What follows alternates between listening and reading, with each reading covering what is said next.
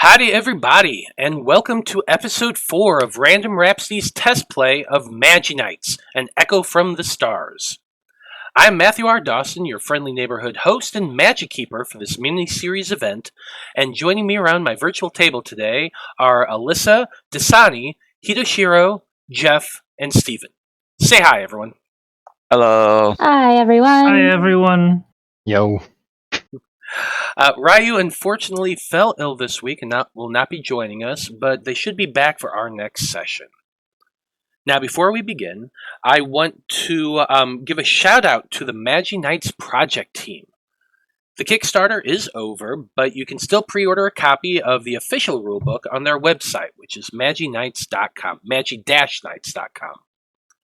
Next off, I'm pleased to announce that our regular Monday campaigns will be doing a crossover event for the next few weeks, where players from each group will be teaming up for their latest adventures.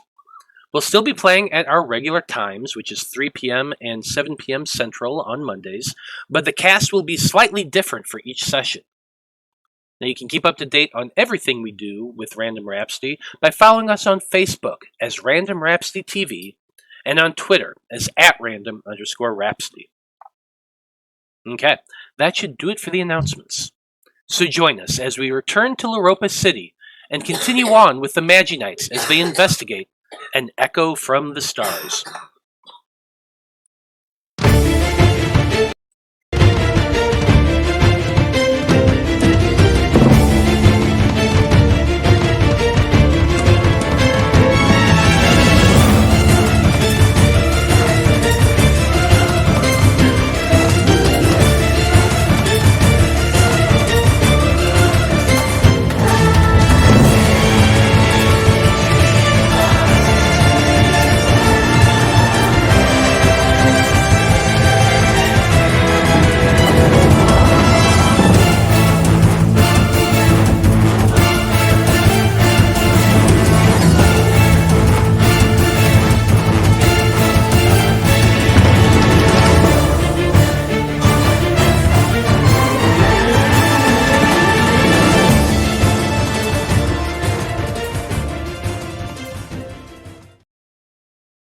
I've seen it. And we're back. So to start things off tonight, everyone is going to roll a d20, and whoever rolls the lowest is going to give us a recap of our previous episode from the perspective of their character. I will, of course, fill in any blanks you can't remember if you need me to, and we'll go on from there. So go ahead, everyone, and roll those d20s. God. That's good, because my memory of last session is hazy at best. Yeah, same, honestly. I wasn't here. Right, you all rolled terribly. I did the last. I did the last one. So yeah, I'm poor glad it's not Alyssa. me again. Poor Alyssa did the last one on Pain Brain. So, but looks like David. It's all down to you. So, remind us what happened last session. Sure. God, this is episode 4, and I've done 3 of these now. This really is. Okay, but to be fair, you volunteered for once. Yeah. Okay. Yeah, didn't make you do that shit the first time. Still counts. Last time on Echo from the Stars, or whatever we're called, we finished up a fight with some really creepy cultists and destroyed their magic circle, preventing whatever it is that they were attempting to do. And knocked out a whole bunch of people, made sure they're not dead, called the police, and then absconded with the greatest of haste. Next day came around and we all still had school, because we're all still kids, unfortunately. And David did not do well. Probably because of the trauma from having to fight a whole bunch of mind-controlled people? Fighting people. Yeah. That's the excuse I'm going to use for the travesty that my dice did last session. And at the end of the day, we ran into a couple of issues. Some of us ran into, I just had her name like 5 minutes ago. Marianne Wong. Marianne Wong, who had a teacher that needed her to get some worksheets and materials to another student, but also she had to get home to get medicine to her cat, I think. Mm-hmm. That sounded very critical, and she was an absolute mess about it. But that's not David's problem, because he went a different direction and found a girl who was trying to get away from some guy who was like, give me another chance, and typical teenage hormonal drama that he is waiting to see if he needs to get involved with or not. Mm-hmm. Indeed. Good job. Something David. also probably happened during lunch, but he was studying, so. Yeah.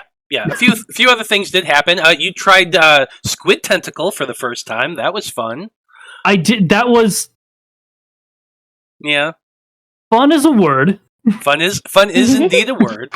Fun for me. I suppose I should say. Fun for me. For me as well, because I'm the one who gave it to him in the first place. Indeed.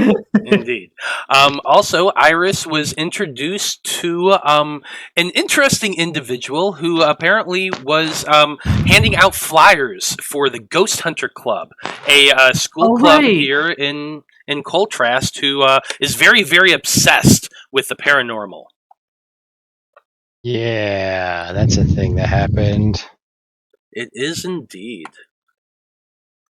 So, other than that, let's see. Did you do anything else that day?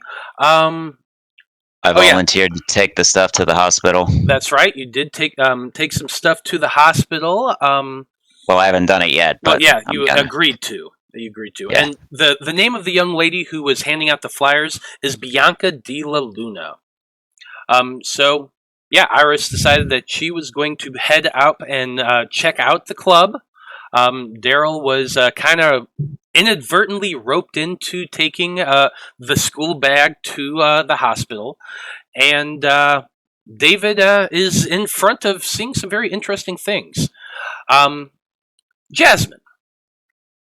Now, for you, yesterday's battle was kind of intense, took quite a bit of damage, and I feel like you were feeling a little worn down from that, didn't you? You know, something about almost totaling your car, having to climb a building, fighting people. I needed a nap, honestly. Yeah, that's absolutely valid. So I imagine that you spent the day just relaxing, sleeping, trying to deal with the events of the previous evening. But you did wake up eventually, and by the time you're up and about, it is getting towards the end of the school day. Tilia, as for you, I kind of imagine you just faded into the background again, didn't you? It would seem so. Yeah.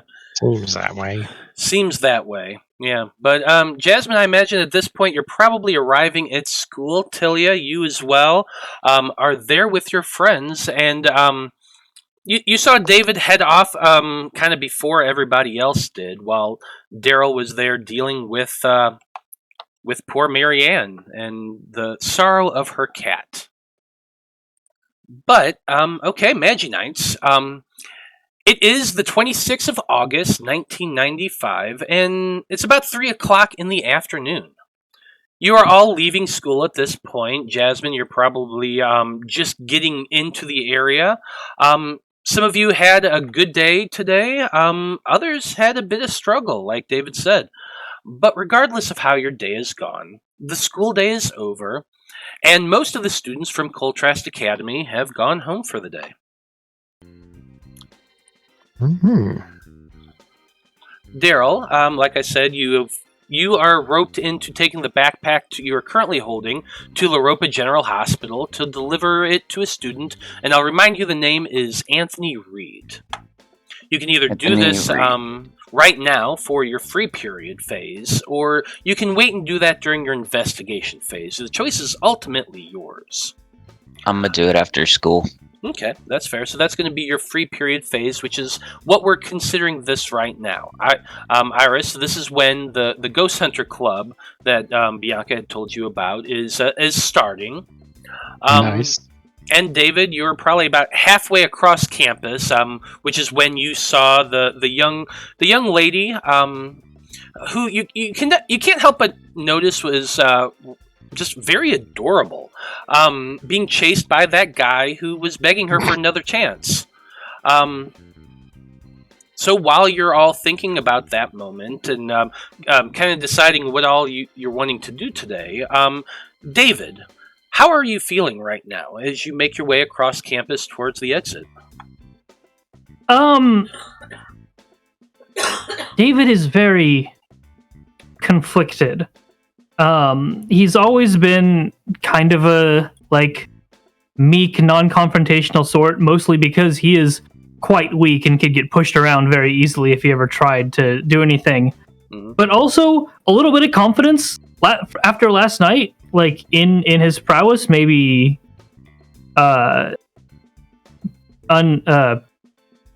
words. Oh my god, he shouldn't be. Fair enough. So I think what he's going to do is he's going to still be heading home, but he's going to alter his route a little bit. Okay. So that he gets... He basically wants to look like he's just going to walk, past them. Okay. Just so that he has, kind of more time to intercede if necessary, but this also just looks like typical great people stuff. Sure. So you're just basically you're hurrying along in an attempt to catch up, to be within at least reasonable proximity, and just to see how this goes, where this goes from here. Correct? Yes. Okay.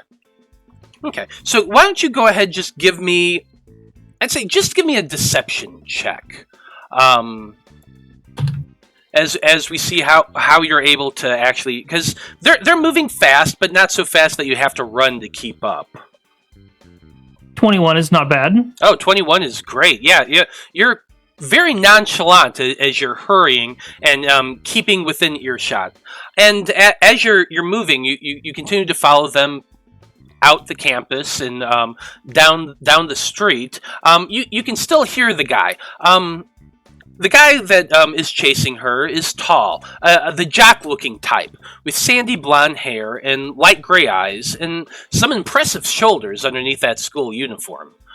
And I even have a handout for him, so let me go ahead and show you what he looks like.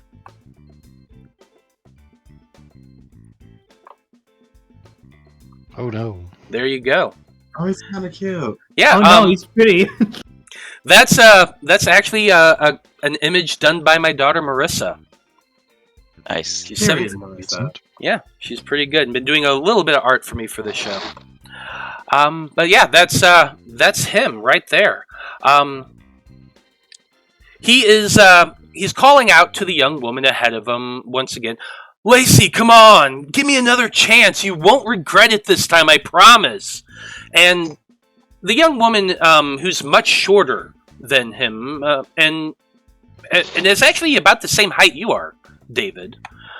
She has mousy brown hair and a slightly upturned nose and large amber eyes. You notice as she passed you, continuing on, and she kind of keeps glancing over every so often. But she keeps putting her hands to her ears and no, Mark, just leave me alone already. I told you I don't want to date you. And that kind of goes that's kind of the vibe you get if as you're continuing to follow. He's not being as aggressive as those guys you saw yesterday. But go ahead and give me an insight check. Okay. While I'm doing that, I also want to ask, I know we're not too far from campus. Mm-hmm.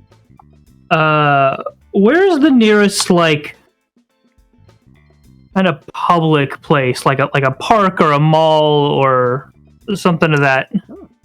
That's an excellent question, and the answer for that is we're going to go to the map. All right. Also 10. Okay.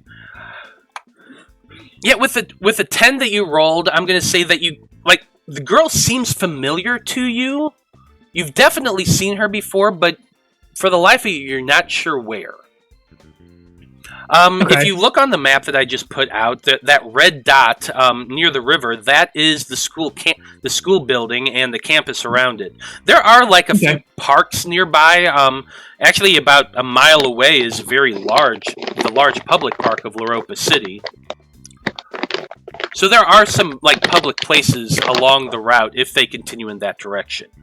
Now, as this is happening, before we go on, the rest of you. Iris, you're heading upstairs to the ghost hunter's room. Daryl, you said you just want to go ahead and deal with the hospital now? Yes. Okay. So you're probably heading across campus right now to do that.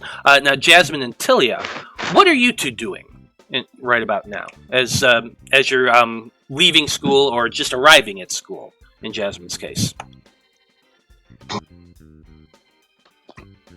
I wanted to go look for that summer school substitute teacher that I'd heard about.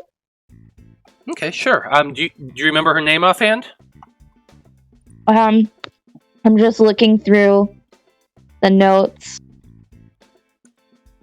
Mrs. St. Cloud? You do know Mrs. St. Cloud. She was actually the teacher in your last class of the day, computers. Wait, why do I have her listed under computers and also assistant woodshop teacher? Because that's exactly what she is. She is the computer teacher, and Cool. Over the summer, she was the substitute woodshop teacher. Gotcha. Weird, I know. It is a bit odd that she does both. Jasmine, how about you? But to be honest, most teachers don't end up teaching in the, Subject where their studied. specialty lies. Yeah. Yeah. This is true. Sometimes you need a teacher, they're available, boom. Especially for like substitute type stuff, but also could just be an eclectic woman. Mm-hmm. Here's a basic lesson plan. Just make sure the kids don't hurt themselves. Exactly. Don't lose a finger. You're serving them up. Or maybe her specialty is in woodshop so that's why she knows how to use all the equipment and can make sure that the kids don't hurt themselves or break anything. But the only job she could get for the school term is in that computer class. True. Who knows? Or she's a multifaceted woman. Maybe she's living in her multiplicities. Maybe they're sexist. They didn't think she could be a shop teacher because she's a woman. Maybe. It is the 90s. It is the 90s. This is very valid. That's true. That's why I said that. Yeah. But okay, so you want to go look for that teacher. Now, Daryl happened to actually interact with her yesterday before the end of the day. And he can sit there and tell you that, yeah, she was actually getting ready to head home. So what I want for you is to make an investigation check to see whether or not she's still on campus. Okie doke. And while you're doing that, Jasmine, what are you doing right about now? Is there a student council meeting going on that I can sit in on to get a feel of what's going on in the school from the people whose job is to complain about what's going on in the school while the teachers give them no real power? I don't see why not. As I said, it is the end of the day, so and it is the second day, so you're not quite sure. So why don't you go ahead and give me an investigation check as well, and we're going to see whether or not you can find a student council meeting. Didn't you make friends with the student council president? What's her name? Yep, sure did. Yeah. Yes, you did. Tilia, what'd you get on your investigation? 11. Okay, so with your 11, you're kind of are walking around around campus, looking in the parking lot. You needed to hit a 10 to find her. She is currently at her car, putting her bags in the back seat. So you are able to find her. Jasmine, how about you? I got a 5. I got a cute 5. Cute 5. Unfortunately, yeah, I wanted a 10 from you to see if you could find a student council meeting. You walk in there and you kind of look around, and there is a student council meeting scheduled, but it is scheduled for Thursday. So you got 2 days before it starts. But you probably could meet up with Cordelia tomorrow and ask if you're wanting to get like the general vibe. You could definitely do that. But with you do, like I said, you did find the teacher going to her car, putting her stuff in the back seat. You do spot her there. What are you wanting to ask her, Tilia?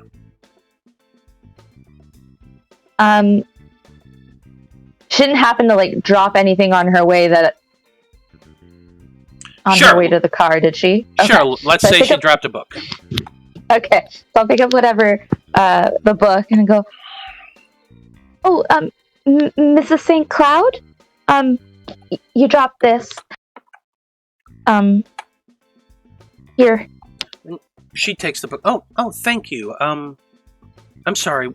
What's your name again? Oh, that's okay. Nobody really remembers my name. That's okay. It's Tilia. I was actually just wondering because well, it's just well, Sarah Smith, before she went missing, she kind of well, she was talking about this wooden disc that she had found, and I thought it was really interesting, and I was wondering, because she was talking about maybe bringing it to shop class to ask you about it, and I was just wondering if you had figured out what it was. Are you talking about the?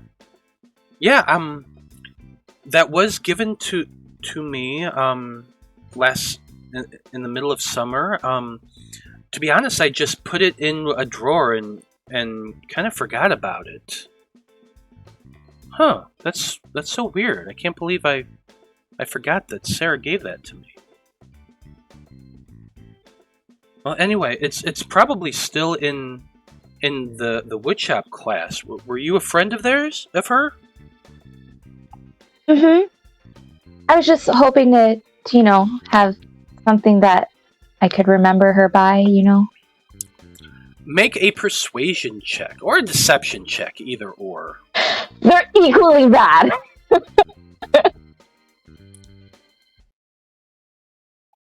14. Wow, yeah. With a 14, she's oh my dear, of course. I totally understand. I guess I have a minute. Come I with really me. appreciate that. Thank you so much, St. Cloud. Well, she locks her car once again, takes her keys with her, and leads you back into the school, to a room towards the back of campus. And it takes her a while to find. Once she opens it up, she unlocks the door, lets you inside, and begins looking for this object. And it does take a while. This is actually going to be burning up your free period phase. But at the end of it, you walk away with an odd-shaped disc. It's literally like the size of a large dinner plate, made of wood. It's actually about an inch thick, but perfectly polished on all sides, as though it was cut by something super, super sharp. And it looks like wood at first, but there are these odd streaks and colors weaving through it, bright blue. And it's a very beautiful piece. Like, have you ever seen those wood and resin carvings that people do on TikTok. It's kind of like that, like wood and blue colors swirling in it. But it also kind of gives off just this odd sort of warmth to it that you can't quite identify.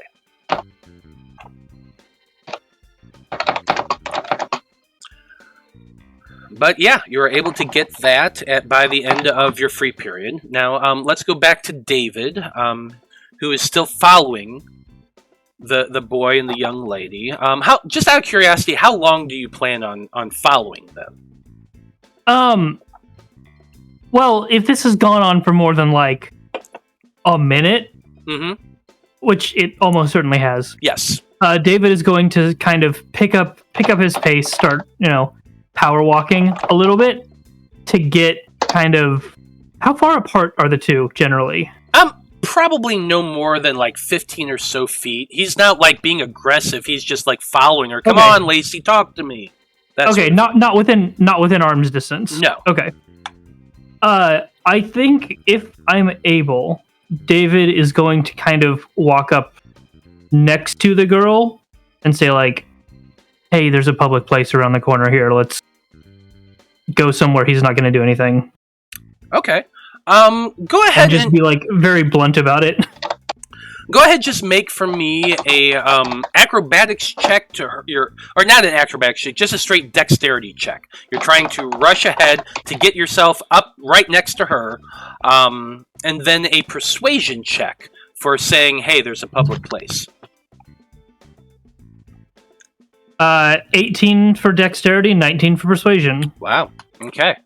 So she looks startled at you at first, like, oh, she didn't even realize you were there. But then you whisper to her, "Hey, there's a public place just right over here." And she kind of just looks at you and nods and says, "Oh, okay." But the moment you do that, as you ran right in front of this guy, the big guy who was identified as Mark earlier is like, "Hey, who are you?" I'm her I don't- boyfriend, of course. No, does not have the balls to do that. But anyway, what he was fully saying, I like tripped over myself. He says, "Hey, who are you? What are you doing here?" Essentially. David will say nothing, face forward, and continue heading towards that park. Okay. Well, Mark is going to rush ahead, and he's actually going to come around and impose himself in front of the both of you. And he's like, "Hey, Lacey, who's this guy? What's he doing here? Look, I just want to talk to you. Can you just give me a minute, please?" And Lacey, "Mark, I don't want to talk to you anymore today. Just leave me alone. Go home." And Mark kind of looks between you and her, and he's going to walk up and shove you. So I'm going to need you to make an athletics check for me, please. Yay. 13. That should have been yeah, that was a 15. He pushes you, and like for his point of view, he was just like, he put his hand on your clavicle and shoved a little bit, but you went down. Like, you just went sprawling down. Because you're a little guy compared to him. I am a little guy. And so you get pushed, and you land on your butt, and ow, that hurts. He's like, "Look, just get out of here, kid. You don't know what you're doing here. Just get out of here before I have to get really rough." And you can see he's like balling his fist right now. Kick him in the balls. Again, I don't think David has that kind of conviction. He's already definitely in a very uncomfortable spot.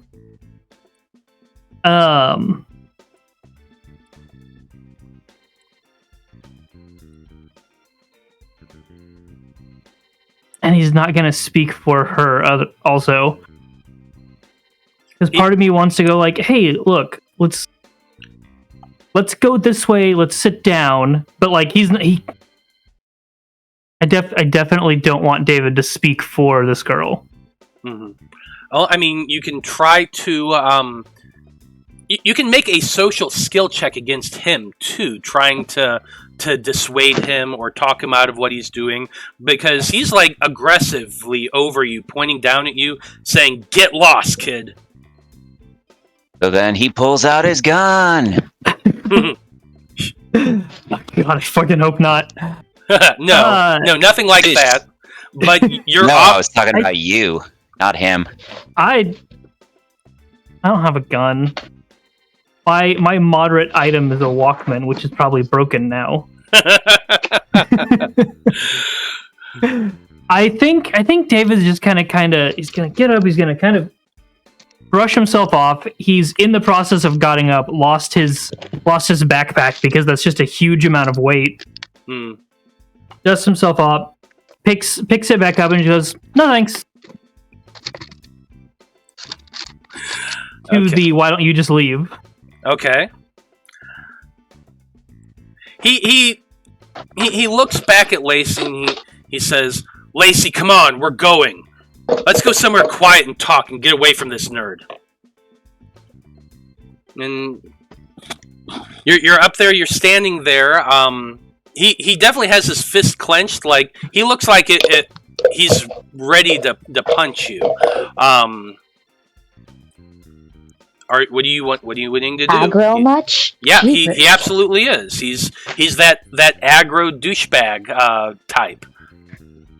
What is the girl's? She definitely leaning? looks like intimidated. She's kind of clutching her chest. And actually, I forgot. I forgot to show you all what she looks like. Let me do that real quick. I hope you like marine animals, because I just brought my Gloctopus. And There you it's go. fixing to say hello. There's Lacey Okay. for you. Pretty young Lacey. There you go. But that's actually official artwork from Magi-Knights. So if you actually get the book, you'll see her more again. But anyway, Cool. she looks like she's definitely looking more intimidated by Mark, and like she's kind of clutching her bag to her chest a little bit, and has those big eyes, and just they're kind of going downcast as though she's probably going to agree with and to go with them. Unless you do something.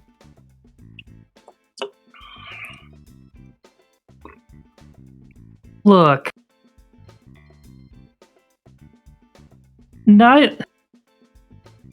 Okay, I need to find the words for this. I know what I want to say. Do you want me to give you a moment? I can go to somebody else.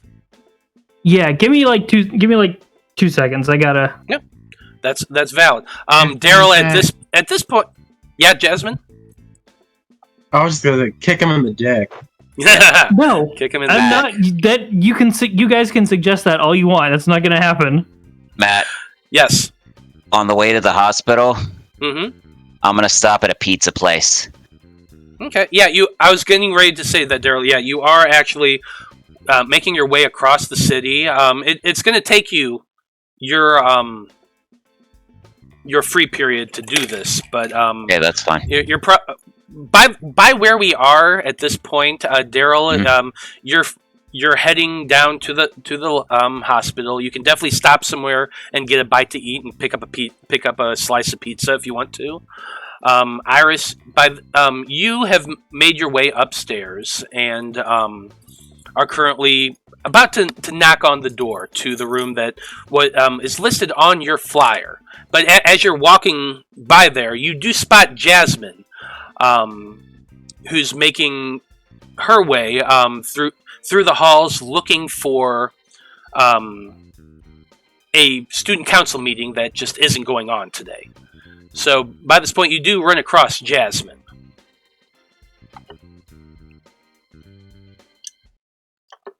You're muted. Hey, you going to the Ghost Hunter Club meeting? The one, the where? Yeah, there's like a ghost hunter club at the school. I'm gonna go see what it's all about. That's... Yeah, I don't have anything better to do. Let's go see people try to connect with the dead because they can't connect with anybody in real life. Oh, you're probably not wrong, but that was mean. Absolutely. Well, as I said, the Ghost Hunters Club meets in the science lab on the second floor.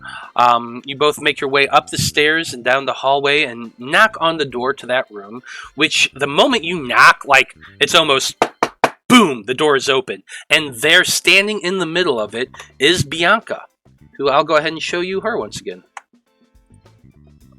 There you go. Yeah, I was hoping that the door would just sort of like mysteriously open by itself. Not at all. Like, it's almost Somebody as though tied a string to it or something. it's almost as though she was like literally waiting on the other side of the door for somebody else to knock on it.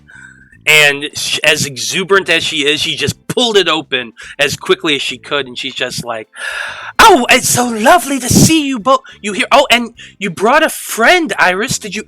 Who's this?" This is Jasmine. She's newish here. This is like her second day at the school. Oh, Jasmine, it's so great to meet you. Are you interested in ghosts and the paranormal too? You know, I'm interested in seeing many things. Many things. Well, you're absolutely welcome here. Please come in. And she leads you into the science lab. There's about 5 other kids in the room right now. Now, I don't have any art for them, but as you go around the room, you're introduced to Sydney Porter, Robert Jones, Kirk Coben, Barbara Strinid, and Madeline Jackson. You say Kurt Cobain? No, Kirk Coben. That's what I was just about to say. The last three names, I'm like, did we Yeah. It's like Madeline Jackson. I'm like, No, 4 out of 5 of them I totally just took from famous singers, and Sidney Hey, Matt. Poitier, Okay. of course. You son of a bitch, I'm in. Finally, he gets it. So wait, we've got Kirk, Barbara, Madeline, Sydney, and... Yeah, Sydney, Robert, Kirk, Barbara, and Madeline.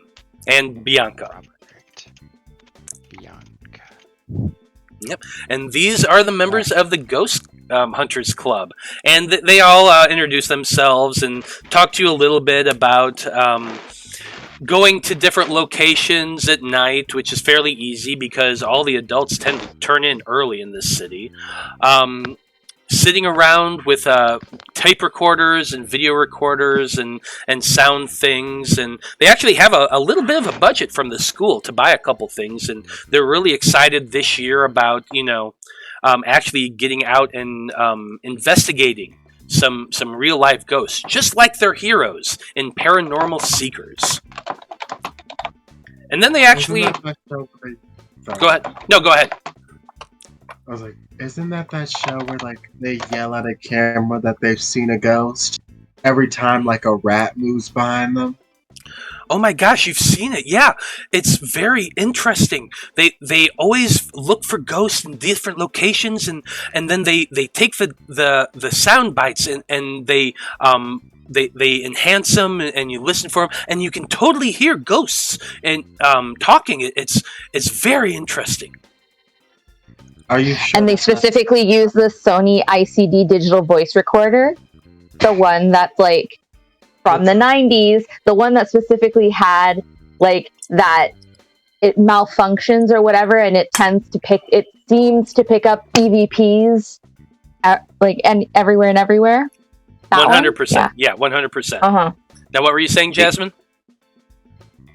Are you sure it's not like rats fucking in the background?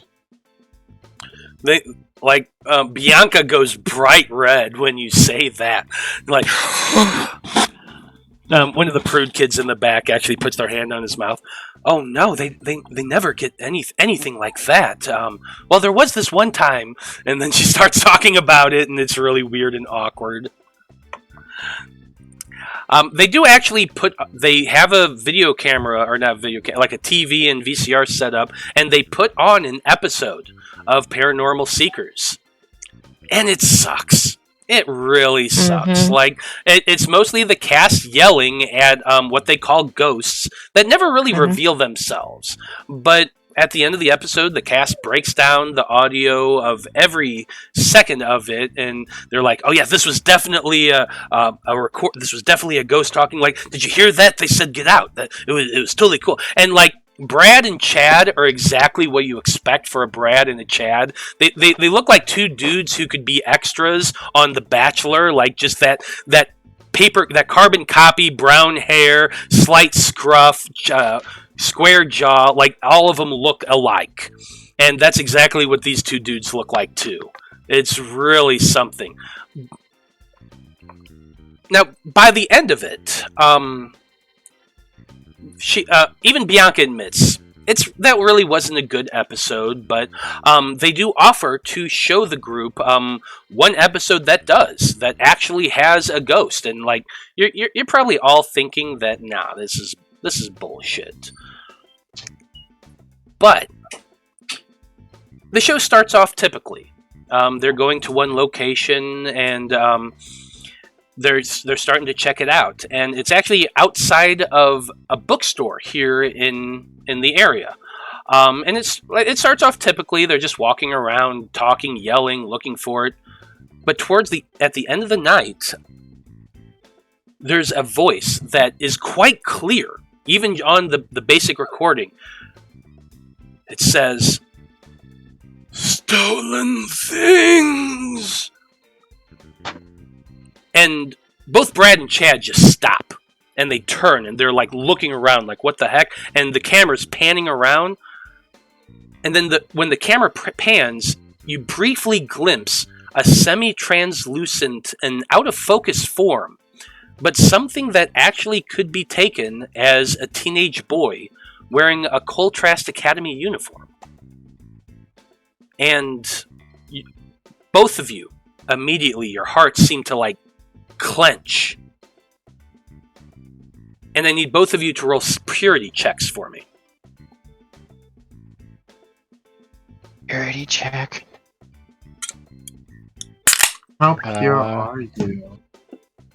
Let's see, what stat is that associated with? Wisdom? Or... I got a 9. Yeah, I believe it is wisdom. Alright, let me just roll straight. Let me double check.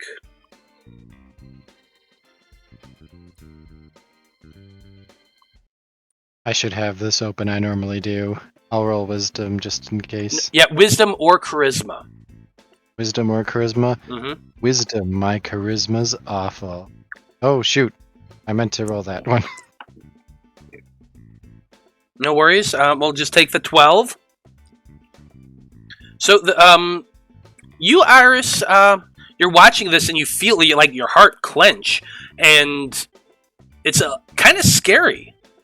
You can't help but admit that, wow, that actually legitimately looked real.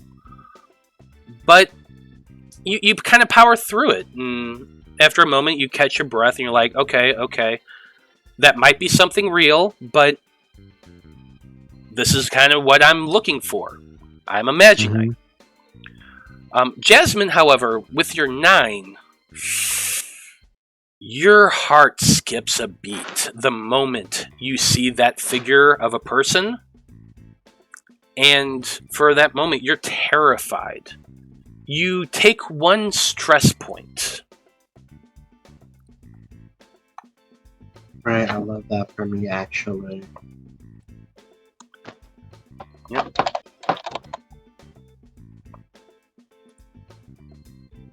Okay. While you're thinking about that, we'll come back to this scene. But David, did you figure out what it is you're wanting to say? Yes. Although I've completely changed my mind on what I want to do. Okay. Yeah. Well, hey, do you? David has like got his bag. It's not like on his shoulders. He's just kind of picked it up and is like put it here. And he wants to kind of look to the girl and kind of flick his eyes and head just a little bit to say like, "Hey, go." And he's gonna take his bag and just straight down on the guy. Which is probably not going to hurt very much. David is weak as shit. Yeah. But he wants to just be a distraction. He can't win. He cannot win this fight. No, but you know what? That is a valid idea. So what I want you to do is I want you to make a deception check with advantage. You're trying to disguise the fact that you're trying to get this girl to peace out and run when you do this. So make a deception check first, and then you can make a physical attack. 19. Mm-hmm. That's for your deception. That is a success. And then the 11 is your attack. No, that was advantage. Oh, okay. Since I don't have my character sheet set up, I just rolled. You're right. Yeah, you're good. And you don't add proficiency to unarmed stuff, right? Actually, I think you do, but it's only for you're rolling. You can either use your strength or your dexterity to attack, but you only use your strength for the damage. So it's a 1d4 and your strength. Okay, 9 to hit. 9 to hit. Yeah.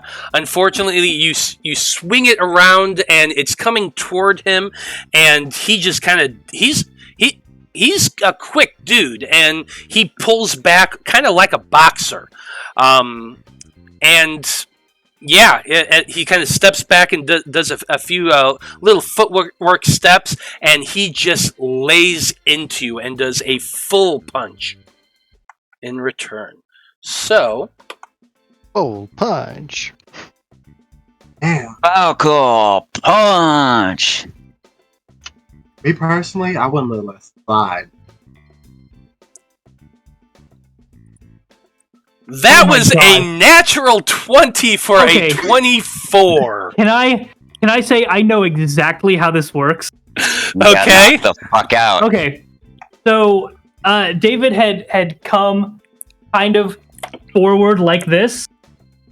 So while the guy backed up, David's face is just fucking front and center right now. Mm-hmm. So the guy comes back and just rams like a punch just straight into his nose. Yes, very much so. And you just go down. Like, the lights just go out at that point. And you are unconscious.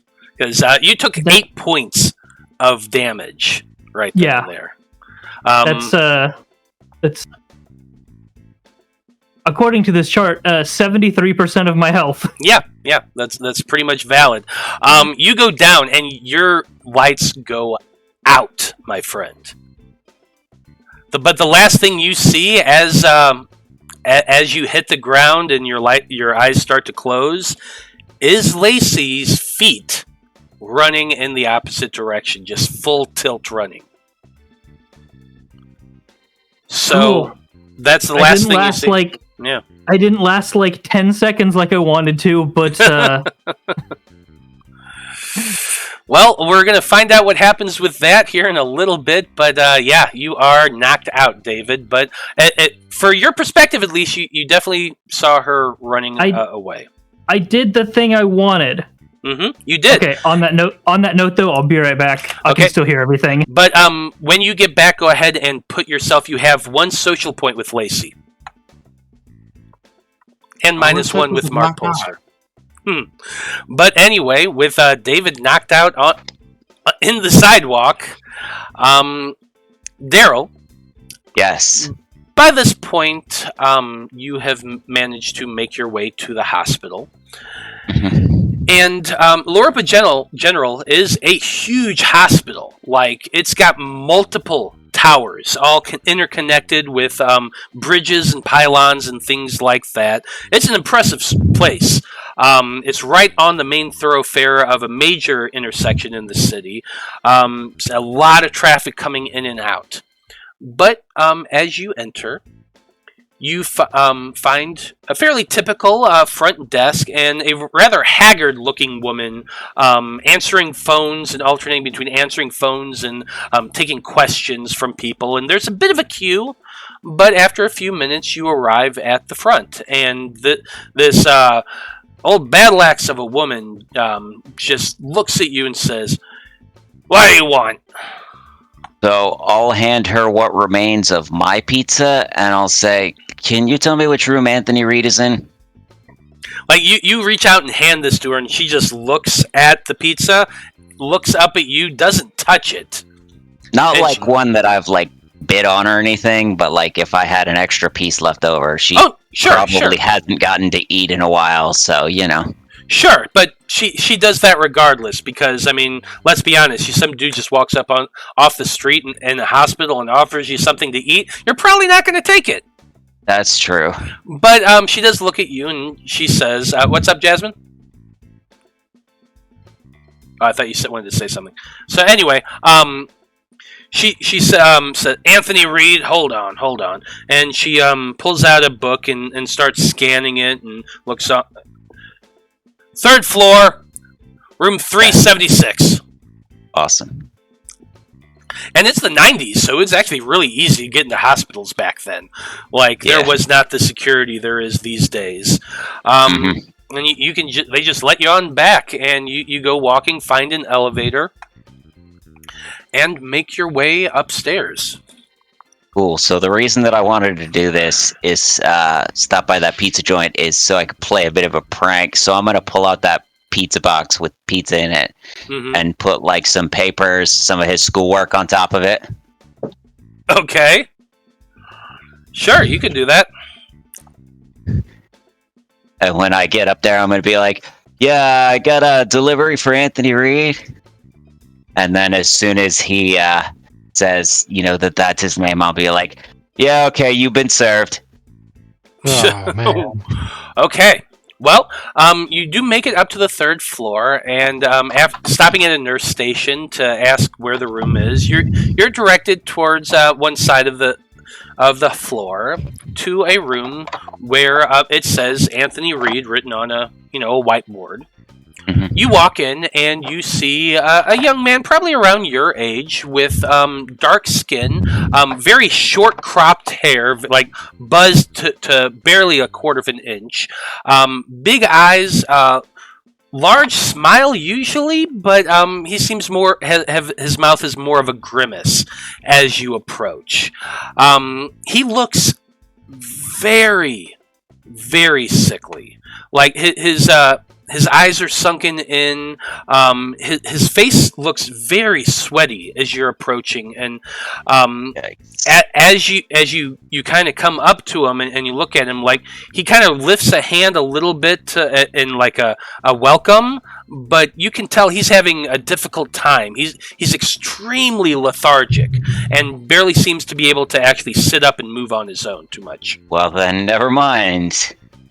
As soon as I see him looking like that, I like backpedal. My mind comes to a screeching halt, and I'm like, "Oh no!" Yeah. Now I'm gonna play a prank on the cancer kid. He's definitely not looking good. That's for sure. Still, even as sickly as he looks, he is a very handsome guy. But yeah, he's wheezing. He's having a bit of difficulty breathing, but. Do I know you? Mary Ann wanted me to come bring you this schoolwork stuff, and I figured that the hospital food was probably pretty crappy, so I stopped and got you this pizza. Now you show him the pizza, and he looks relatively like oh. And there is an actual pizza in there. Mm-hmm. Yeah, you show it to him, and he seems, oh, thanks. I actually haven't had a decent meal since the last date I went on. Do you mind, like, bringing it over here? I'll bring it over to him and just set it down, like, on his bed or whatever, I guess. as you walk over and set it down, he kind of gives you an up and down look over. Marianne sent. Oh, that's the office aide, isn't it? Yeah, I should have known they'd send me homework soon. Yeah, sorry to be the messenger of bad news, but you know. He kind of hacks a little bit and coughs, and he wipes his brow with as much sweat off as he can, but he's not really looking that great. Thanks. I appreciate it, I guess. So, and like he starts asking you a little bit, like, how was the last few days of school? Did anything interesting happen? Like he seems at least genuinely interested in what's going on at school. Sure, I'll just give him vague notes. Yeah, absolutely. And as he's sitting there, they're talking. And I don't suppose you've heard any gossip or anything like that. Anything interesting going on? A ghost club? Oh God, that chick's at it again. I'm not really sure, like, what he would find interesting, so I'll just... Yeah, ghost club. Yeah, he seems to, like, be like, oh, that Bianca chick, she's crazy. Not like... Man, I don't know if you've ever seen that girl Lacey. She's a prime specimen of girl. Whew. I don't know if, like, I normally don't like to kiss and tell and all, but man, when trying to kiss her, it was like kissing a stone statue. But God, she's cute. I can't stop thinking about her. So, what are you in for? The doctors, they can't quite figure out what's wrong with me. It was weird. I was fine until last month, and towards the end of last month, you know, I went on a date with that cute chick, and a few days later, I started like I could barely sleep, and when I did, I was just having weird dreams all the time, and then I just kept getting tireder, and then I started getting a fever, and that's when my parents took me to the hospital. Like I could barely get up and walk around. All right, I know this is dumb, but so pizzas usually come with like a side of like garlic sauce. Mm-hmm. I'm just gonna open one of those and like hold it near his nose and be like, "Hey, can you smell this?" He's sniffing at it a little bit, and yeah, garlic. That sounds really good. And he actually takes a piece of pizza and like dips the tip of it in and takes a bite. Mm-hmm. Go ahead and make an investigation check while you're doing that. Hell yeah, my dude is totally a vampire. 12. You're looking on his neck, like as he's biting this pizza, like you're convinced he's a vampire, and you're looking on the sides of his neck, but there are no puncture wounds or anything like that, or any typical signs. And he actually is eating the garlic sauce. Weird.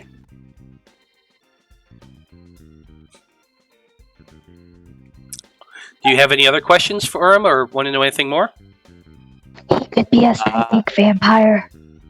Yeah, he's an energy vampire or something. No, I don't actually know what to ask him right now, so I'll just, you know, give him his pizza and let him rest. Okay, well, he takes it and he said, "Hey, thanks." And, like, you begin to start walking away, but as you walk away, he said, "Hey, wait a minute. Could you do me a favor real quick?" What is it? He said, I don't suppose you'd take that extra blanket and cover up the mirror for me, would you? I'll look over at the mirror. So there is just a very large mirror opposite his bed, and atop of one of those, hospital dressers that just take up half of the room wall. Mm-hmm. So there is a mirror, and it's just looking directly. It's just directly on him, and he does have a reflection. So don't get any ideas like that.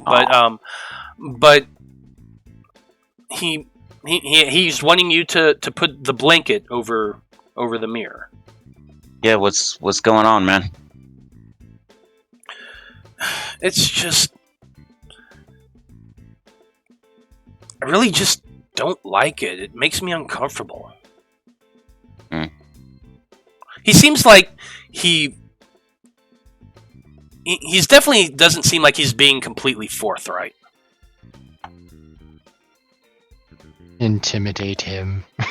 No, I'm not going to intimidate him. I'm just going to try and babble for a bit involving mirrors to see if it actually, if he'll let something slip. It's just sort of like, oh yeah, you don't like mirrors? Yeah, that's cool. I knew somebody who didn't really like mirrors. They really didn't like the way they looked in them, and they were always trying to flex and, see all these muscles, but they just didn't really have anything there. And, they got to the point where they just didn't want to look at themselves anymore, and it was really sad for them. And, just sort of trailing on like that. Sure, absolutely. Go ahead and make a persuasion check for me.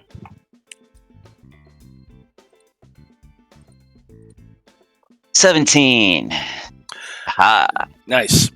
So he looks very sheepish, and downcast eyes. He gets a little bit of color in those dark cheeks, but he look, it's nothing really like that. It's just, I don't know. Ever since I got sick, mirrors have been making me feel really uncomfortable. Like, I know it sounds dumb and all, but I've been ever since I got sick, I've been having a lot of trouble sleeping, and any light that hits it just makes weird shadows, and it just gives me the creeps, I'm too embarrassed to ask my dad about it. He's gonna think I'm some kind of pansy or something.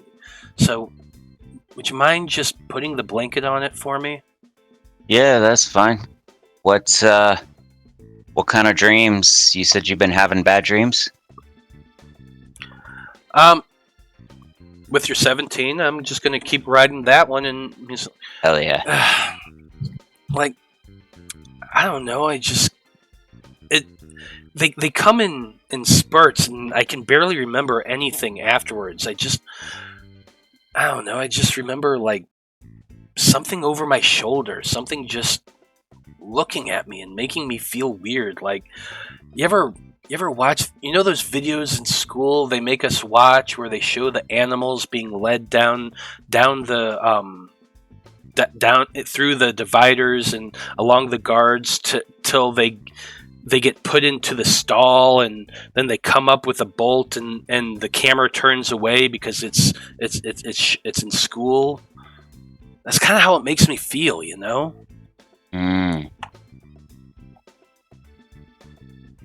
Well, that's no good. Yeah, I'll cover up the mirror. Thanks, man. I really appreciate it.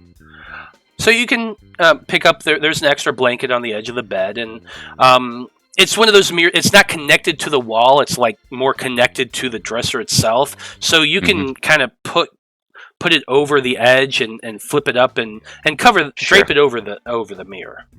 Mm-hmm. It's thanks, man. I really appreciate it. What's your name again? Daryl Musashi.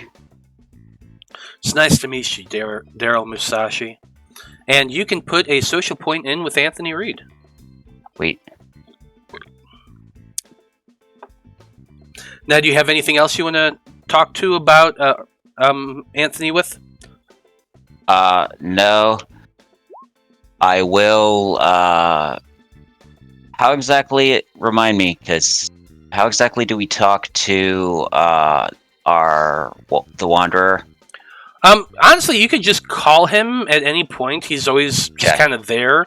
But you also have your communicator, so that just can communicate with everybody in the group.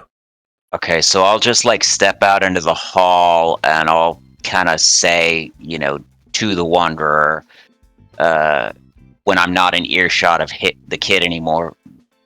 Did that mean anything to you? Did you make anything of that? Okay. As you say that, you kind of look around and you see the Wanderer sitting on one of those gurney beds across the hall. He jumps down and kind of walks over to you and does one of those serpentine rubs between your legs as he says, "That was definitely strange. What he was describing, it seems very similar to things that I got out of the minds of those cultists I seen the other day. Strange things in their dreams. It's definitely worth investigating further." Yeah. As you're kind of leaning there against the door, talking to the Wanderer, go ahead and make a perception check. Sure. I have a decent score in that. 15. Nice. As you're leaning there, you hear the sound of like heavy fabric slipping and falling down and kind of landing in a thunk sound from the other side of the door. The blanket fell down. That's a reasonable assumption. I'm just gonna try and like peek through the crack in the door. Okay. See like what's going on. Go ahead and make a stealth check for me. Sure. I have not a great score. 13. 13. You push open the door and kind of glance through it and look around, and you can see Anthony sitting on the bed, eating a piece of pizza. And opposite that, the mirror, the blanket has definitely slipped off and is on the ground or in a pool on the dresser. Okay, but it doesn't appear to have been anything too weird. It just kind of fell off naturally. That's what it looks like. There's not like a monster crawling out of the mirror or anything like that. No. Hey, I'm just saying. Okay. Well, then I'm just gonna leave. You're just gonna leave it there on the. Okay. Yeah. Okay. So you make your way back out of the hospital and start making your way to the street. Yeah, I'm not going to make it obvious, but on my way out, I'm going to check and see if the nurse lady is eating that pizza. Okay. Now, Tilia, you with us? After meeting with Mrs. St. Cloud and obtaining that wooden disc, which by the way, it's kind of heavy. Like it's not like, oh my god, I can't lift this heavy, but it definitely weighs like a good 5-6 pounds. Weird. Now, do you do anything else at the school, or are you just heading out? No, I think I'm done at the school. I'm gonna use the communicator to get in touch with everyone. Be like, hey guys, I think I have the thing that Sarah found in the woods before she disappeared. Now, all of you do hear this, even you, Jasmine and Iris. You're right now. This is about the time, right at the same time you just saw that ghost apparition, and Jasmine, you're kind of freaking out, just internally. That oh my god, they actually caught real footage. I cannot believe this. You do hear Tilia. David, you're still unconscious. And say I don't hear shit. Yeah. Daryl at the hospital. You're kind of walking out the hospital doors at this point, and that's when you hear Tilia.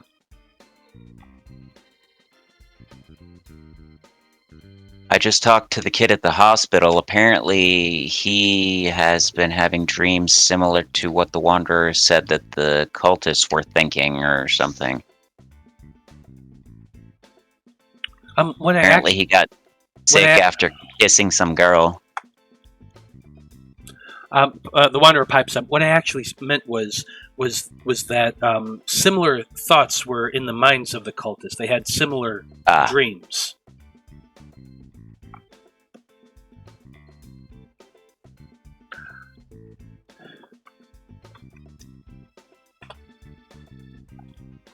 Now, are you heading out, Tilia? Are you leaving campus? Or are you still like you just finished off? Mrs. St. Cloud is driving off at this point. Are you sticking around campus, or are you leaving? Are we doing anything again tonight, guys? Like, should we meet up somewhere, or? Also, maybe someone who knows more about, like, the weird stuff that's going on should look at this thing, because I don't know a lot. Works for me.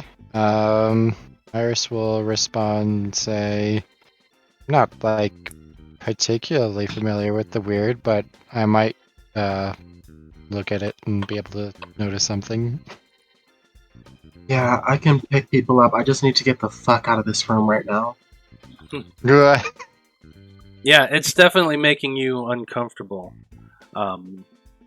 Jasmine. I just saw two Chads see a ghost. This is wild. Chad and Chad 2. Like, the last name is definitely Worthington.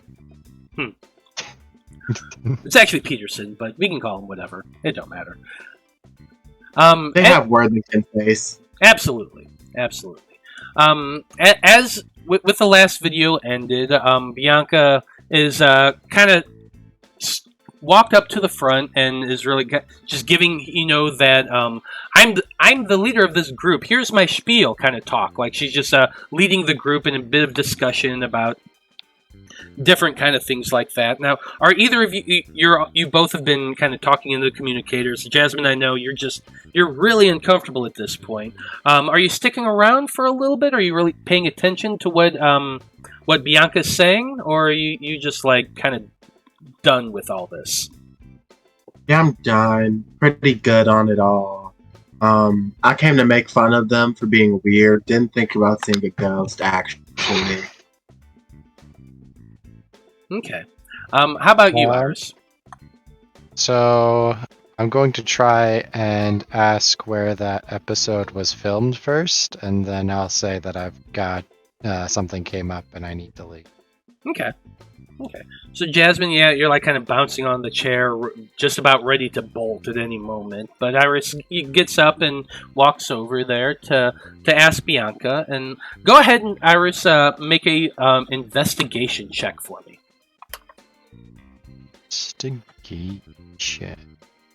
I'm not terrible at investigation, so...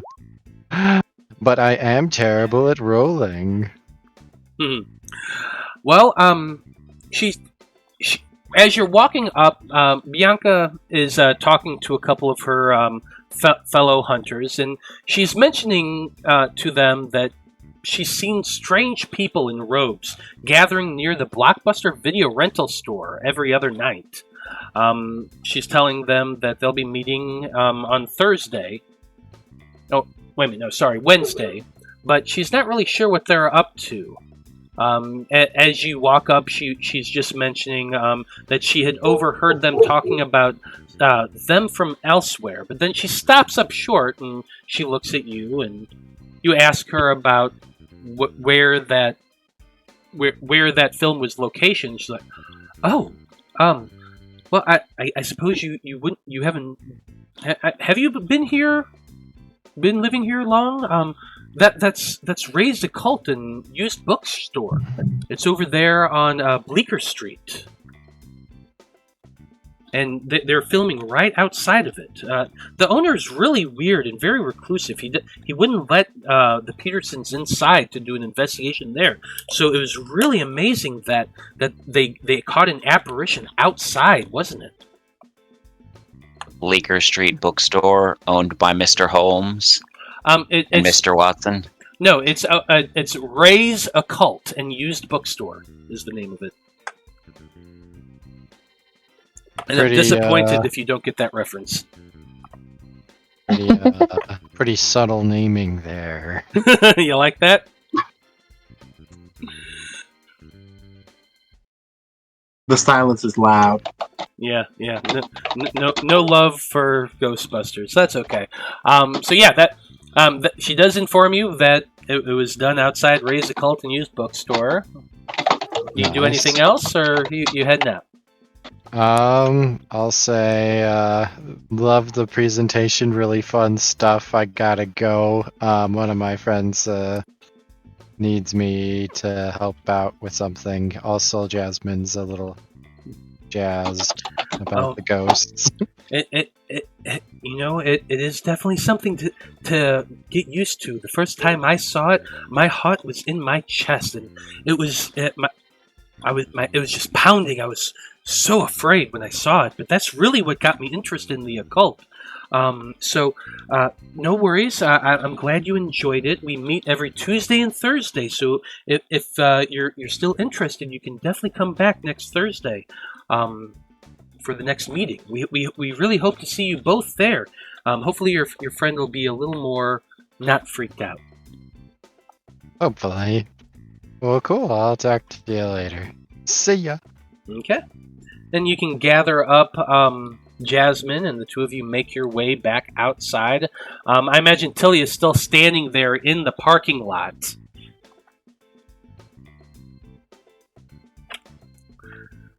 Yeah, Now, are we meeting up anywhere, or are we doing anything? I'll just, where are you? I'll just go where you are. I can pick people up. I have my electric scooter. An electric scooter? Yeah, think Princess Diaries. Absolutely.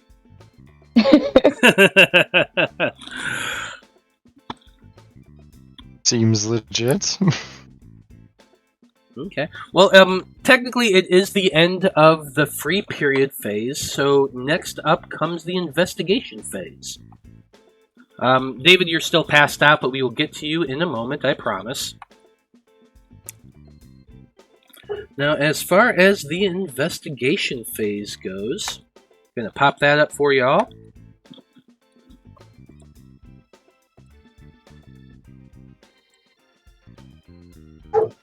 Now, during this phase, you get to investigate the presence of invading evil. You can do so by pretty much just chasing down the rumors that each of you had, and seeing where they lead. Now, you might have some things you want to investigate on your own, or there's just general things as well that you can do. So what are you wanting to do for your investigation phase? I'll meet up with Tilia and try and find out what the wooden disc is. Okay. I'm gonna do investigation into the sorts of creatures that would be against having mirrors around. Other than vampires, obviously. Or Yeah. would hide in mirror. Yeah, so where are you wanting to investigate creatures like that? How are you wanting to investigate that? I guess I'll try and find a book on, like, monsters. Okay. Are you going to the library? You also heard mention of a occult bookstore, that sort of thing. I guess I'll go to the occult bookstore. Not a bad idea. Ray's Occult and Used Bookstore. Definitely an interesting place. It is getting closer to the evening by this point. It's around 5 o'clock. David. Yes. The next thing you see is pavement. And then you see sky. Dark sky. It is definitely getting darker. It is more towards the evening. And like the moment your eyes open, pain just assaults you. Right between the eyes, all of your face.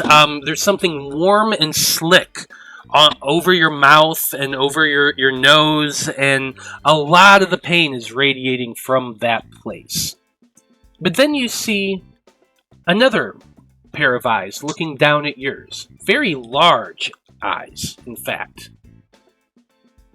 And you hear a small voice saying, "Are you okay? Are you alive? How many fingers am I holding up?" And you see, at first, 4 fingers, but they eventually narrow and become 2. I think he kind of... God. And he just kind of peeks out from like one eye before shutting it again, just holding his head. It's like, I'm gonna guess at least 1, and no, not really. He's not gonna get up from the ground. He's just doing this all while laying there. As your eyes are beginning to focus, and that pain is definitely throbbing and forcing your mind to accept the reality that it's awake, you do see Lacey, the young, attractive woman that was running away the last time you saw her. She kind of has a handkerchief out and is trying to dab at your face a little bit, but God, that hurts even worse. I think he's gonna just kind of like grab at it, and a couple times, and then as soon as he can get his hands on the whatever she's wiping him down with, he's just gonna do it himself. Stuff hurts less when you do it yourself for whatever reason. Yeah, definitely. You can snatch that from her and kind of press it to your face, and she's, I'm so sorry that Mark hit you. I can't believe he would do that. He's normally so nice and sweet, but God, he's getting so possessive lately. I'm really sorry. It's not the first time I've been hit. Did you get away? Are you okay? Well, I'm fine. I'm fine. I was able to go to the park and wait for a little bit, and by the time I then I had to go do some things, and by the time I got back, Mark was gone, and I found you like this. I just wanted to check on you and make sure you were okay. I'm fine. That's a lie. I'm not. He kind of tries to pick himself up and kind of get up and get steady. And she's definitely going to help you get up and get steady. And she's looking at you with a lot of concern right now. Like, she's legitimately concerned about you, and I'm really sorry. Let me help you somewhere and try to get you cleaned up. Is that okay? Can I help you out?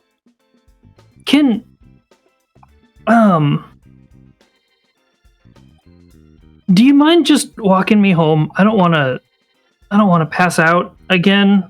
My mom's a doctor. He lies. So I think I'll be fine. Make a deception check.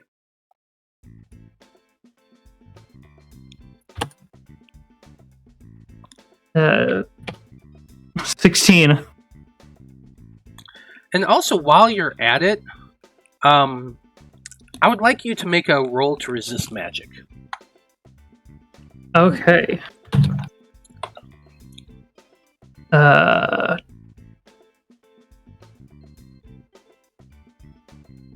Where am I? Oh, yeah. 15. Okay. So, with your 16 deception and your 15 resist, we're going to find out what happens to David in about 10 minutes, because we're going to go on break. Oh, no. So stay tuned, everybody. We'll be back very soon. Everyone go grab a drink, grab a bio, and we will be back shortly. So stay tuned, everybody, and we'll find out exactly what happens to David and everyone else on their investigation phase. Be right back.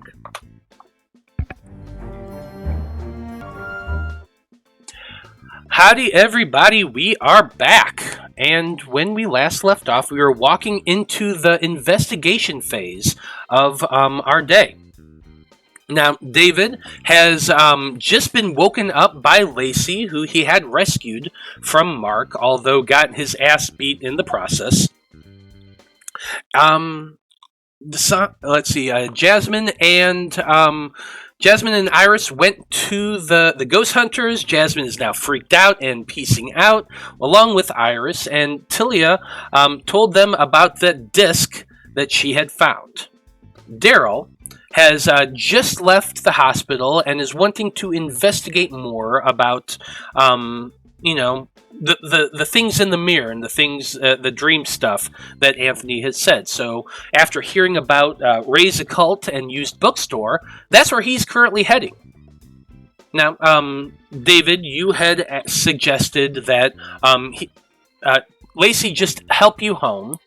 And with your 16, she's like, oh, well, I was going to suggest maybe going to the arcade for a little bit, but yeah, I guess your house is probably better if your mom's a nurse. So why don't you lean on me and let me help you? And she's like the same height as you, so you could just put your arm over her shoulder, and she will lead you home.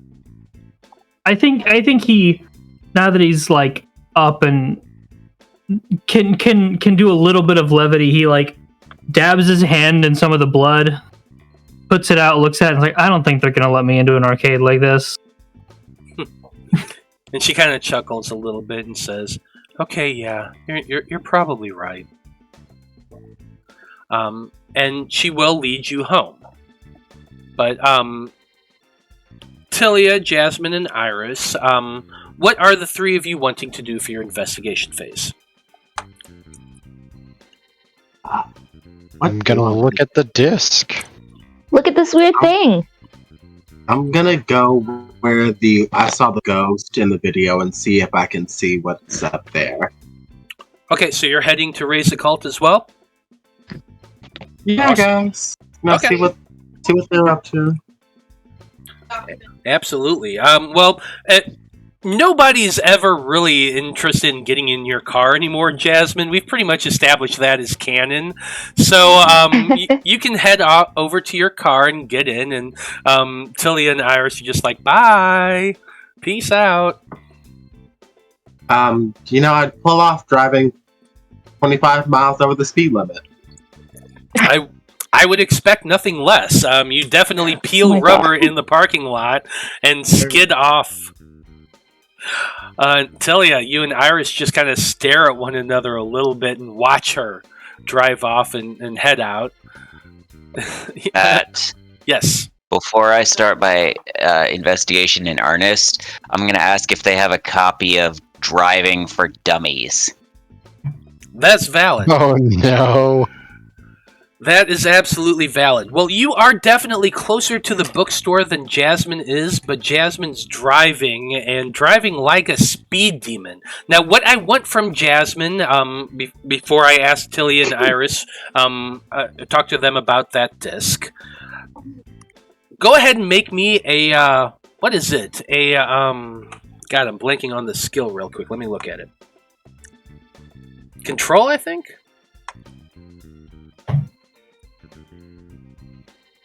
Coordination, that's it. Coordination. Yeah, coordination. Yeah. Go ahead and give me a coordination check as you're driving 25 miles over the speed limit.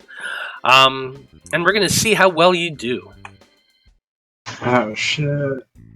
If I end up dead because... Please don't die. Not like this. Your tombstone shall be engraved with, "We told you she so." She could not drive. Don't be a statistic. My coordination is -5, actually. Oh, what Ooh. the fuck? How? Oh wait, no, wrong character sheet. That would have been. That was the old one. That was the practice one. Don't worry, I sure. Oh, How do you have 0 in a stat? Come on. How do you have a That would've been so -5 in this stat? That doesn't make sense. By having a 0. I opened the wrong character sheet. It was. I have a +1. It was Okay. Ooh, it would have been raps for me on that, actually. Okay, Fatality. so technically you would have had an 11 on this roll.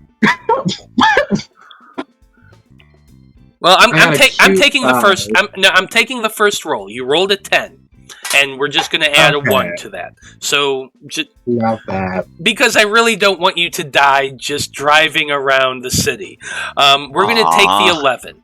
And while it's really chaotic, and I'm going to say that you actually get spotted by some police running through a stop sign on your way to the bookstore. Now, because we are going to actually do a bit of an obstacle thing here. You can either choose to pull over and talk to the police, or you can try to run away from them.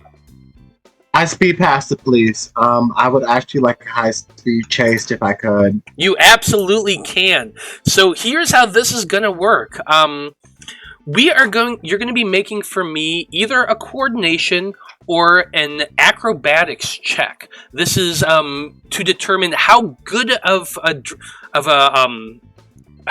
driver you are, and how well you're able to speed around things and weave back and forth and get those tight turns to evade the police.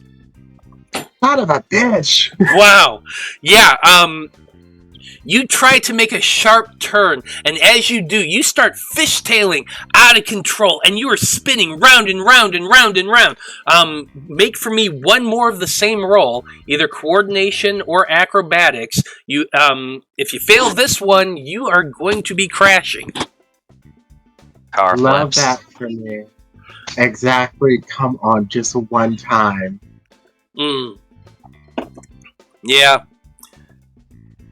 As you're fishtailing out of control, you smash sidelong into a parked car. You T-bone yourself with your car, with a parked car.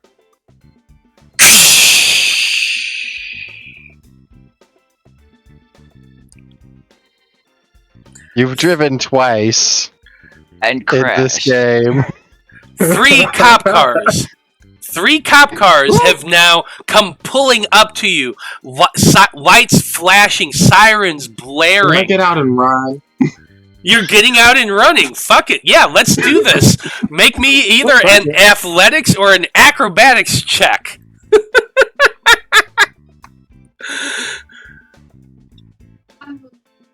Sorry, you needed a 25 to dodge the I got bullets a they were shooting at 17. you. What? We are at the chase now, my friends. So I had to go to different music. You get out of your car and start booking just as these cops are starting to stand up. Their guns are coming out and they're just yelling at you. Stop, police! But you just bolt. You go running down an alleyway, skid to one side, and just bolt. Go running full tilt with that 17. This is one success. Gotta make, as you're running down the alleyway, there's a bunch of trash in front of you. There's big boxes, there's dumpsters, there's things of that nature. I'm going to need you, let's see, I'm gonna say you're gonna make for this one either a acrobatics check or a deception check. You're trying to either jump over everything, or you're trying to hide amongst all the rubble and garbage. I'll take a deception roll. Wouldn't that be stealth though? Well, I'm just kind of I'm using an actual table for this. Okay. Yeah. Okay. So yeah, with a 17, you jump up and dive into one of those dumpsters and just bury yourself down. It's mostly like you're in an office district right now, so the bags are like mostly paper goods and things of that nature, and you kind of bury yourself down and pull a few of those trash bags over you, and you hear the police running, yelling, "Stop, police! Stop! Get her! I think she went this way!" And they just keep running. You hear a couple of them jump, another of them trip over all the garbage, cans and bottles go flying everywhere, you're hearing cursing and yelling, and you just wait. Make for me now a stealth check.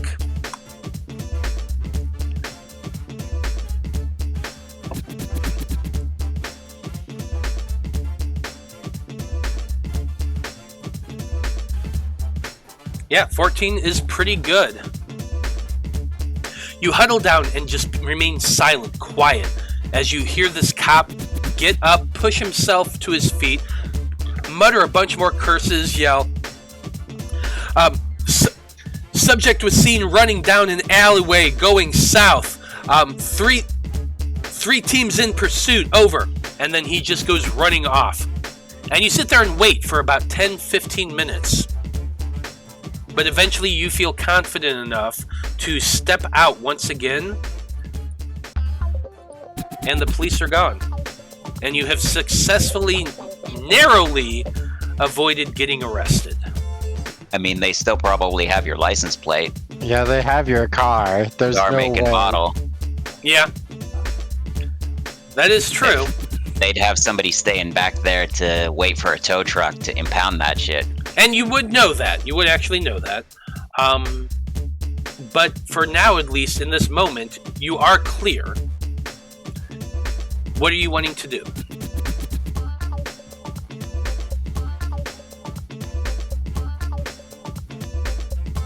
Jasmine, are you with us? Of course she's not with us. She's in jail. She got arrested by the police. I'm singing your ring going off again, but we are not hearing you.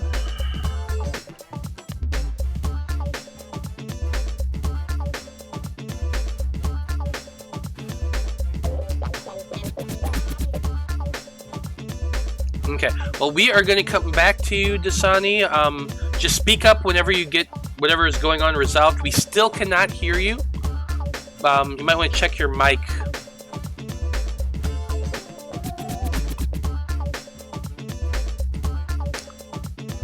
But anyway, let's go ahead and... Yeah, let's go ahead and go back to Tilia and Iris, who, the two of you are examining that wooden disc. What are you wanting to do with this? It's weird. It's warm. And look at all the colors. I don't think wood is supposed to, be these colors without, stain or paint or something. Yeah, probably not. And it's warm. It's been sitting in a desk since the summer, and it's warm. Was it warm in the room? Not like this. Weird. So I will try and make a mysticism check to see if I can find out why it's so odd. Cast magic missile. Okay. Yeah, cast magic missile. Yeah, go ahead and make a mysticism check. Yeah, I cast magic missile on the wooden disc and I destroy it. No. You cast it with the help of the disc. It's a spell Oh focus. shoot, you gotta be kidding me. Yeah, unfortunately, Oh, no. as you're holding the disc, you're focusing on it, trying to understand what it is, but there's nothing there. It's wood and an odd kind of coloration to it, but you can't really tell, is there anything else there? It sure seems like wood. Can I try to tilt it in the light and stuff and kind of like see if I notice whether like, there's some sort of varnish maybe that's giving it like the weird colors, or is it like coming from the wood itself? Does it feel like, I know it feels warm, but does it feel like it's emanating any sort of like energy? Yeah. Well, I mean, clearly it's emanating energy. It's warm, but like... No, I get where you're going with that. Go ahead and make me an investigation check or a mysticism check of your own. Oh God, hang on. I have to go to the old sheet. What is my mysticism? All right, let's go with investigation. Oh, 6.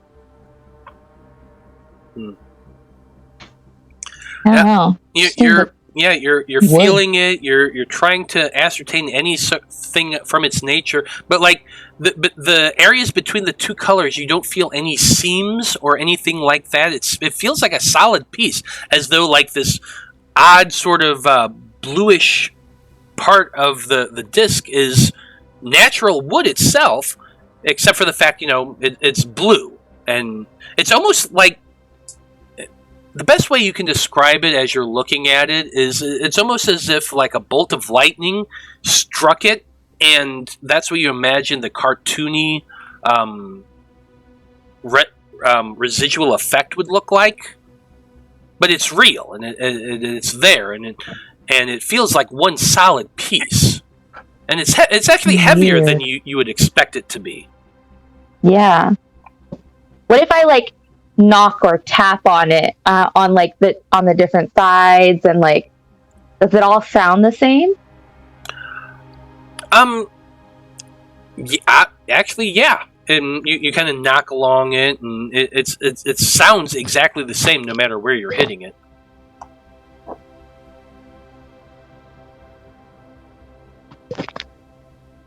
While you're thinking about that for a second, Jasmine, are you back with us? I believe so. Yes, we can hear you again. Awesome. As I was describing, you were hiding in that dumpster. You had the trash bags all over you. The cops left, and as you kind of started to climb out again, at least in this immediate vicinity, the cops are not around. What are you wanting to do? I'm going to walk back to where we were supposed to meet like nothing happened. Real casual. Okay. Make a deception check. Lucky for me, I'm full of shit. Well, not anymore. After you crashed, you probably,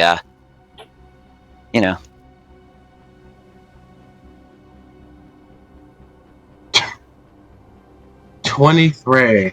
Wow. Yeah.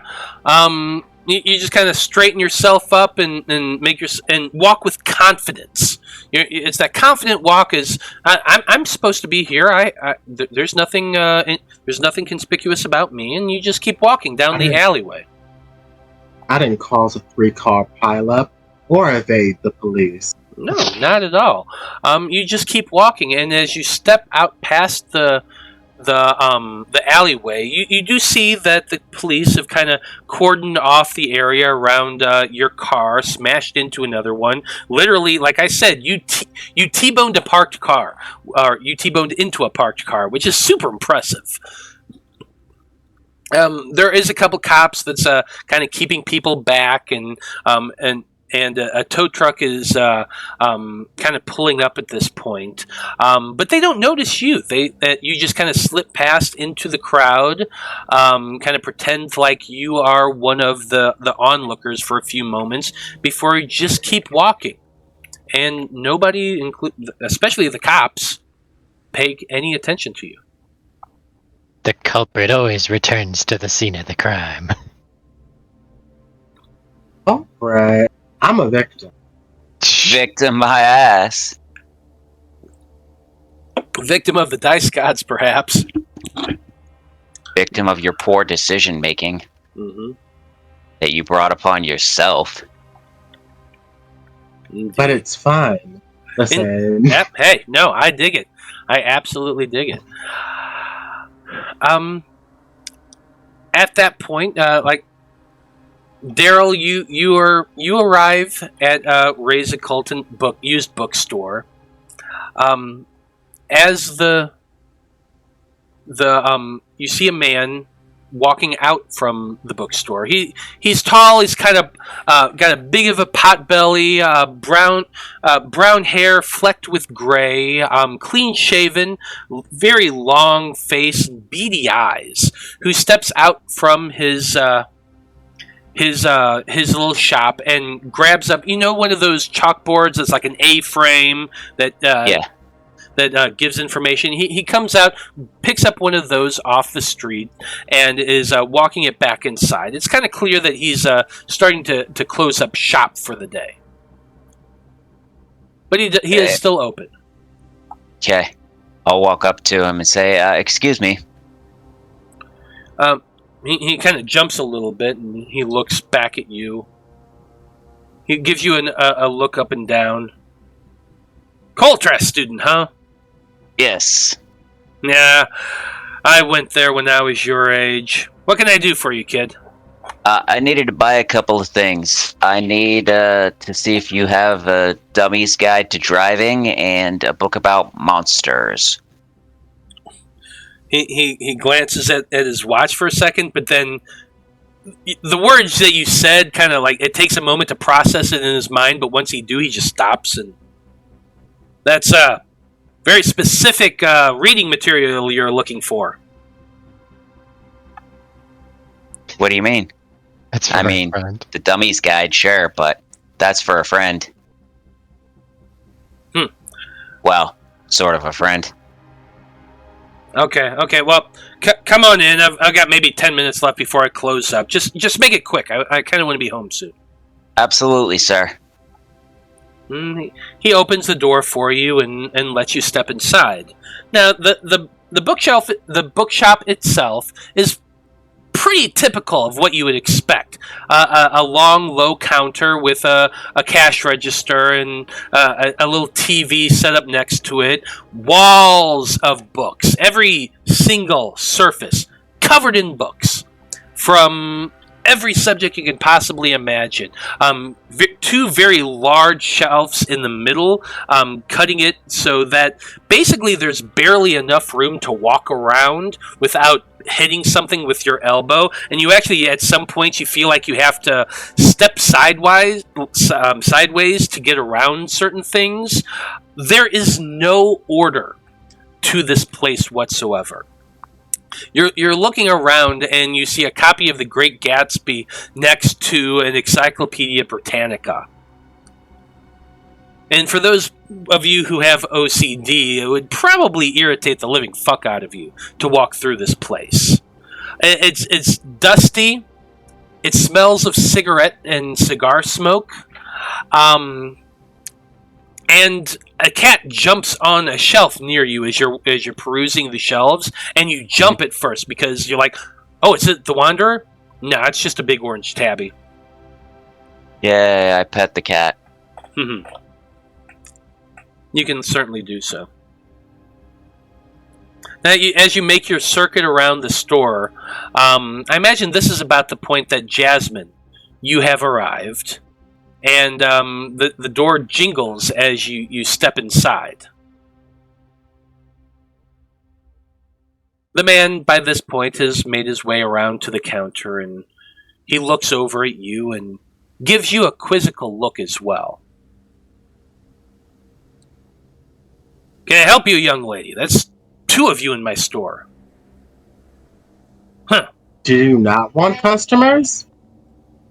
Oh, it's weird to have 2 Coltras students here at the same time.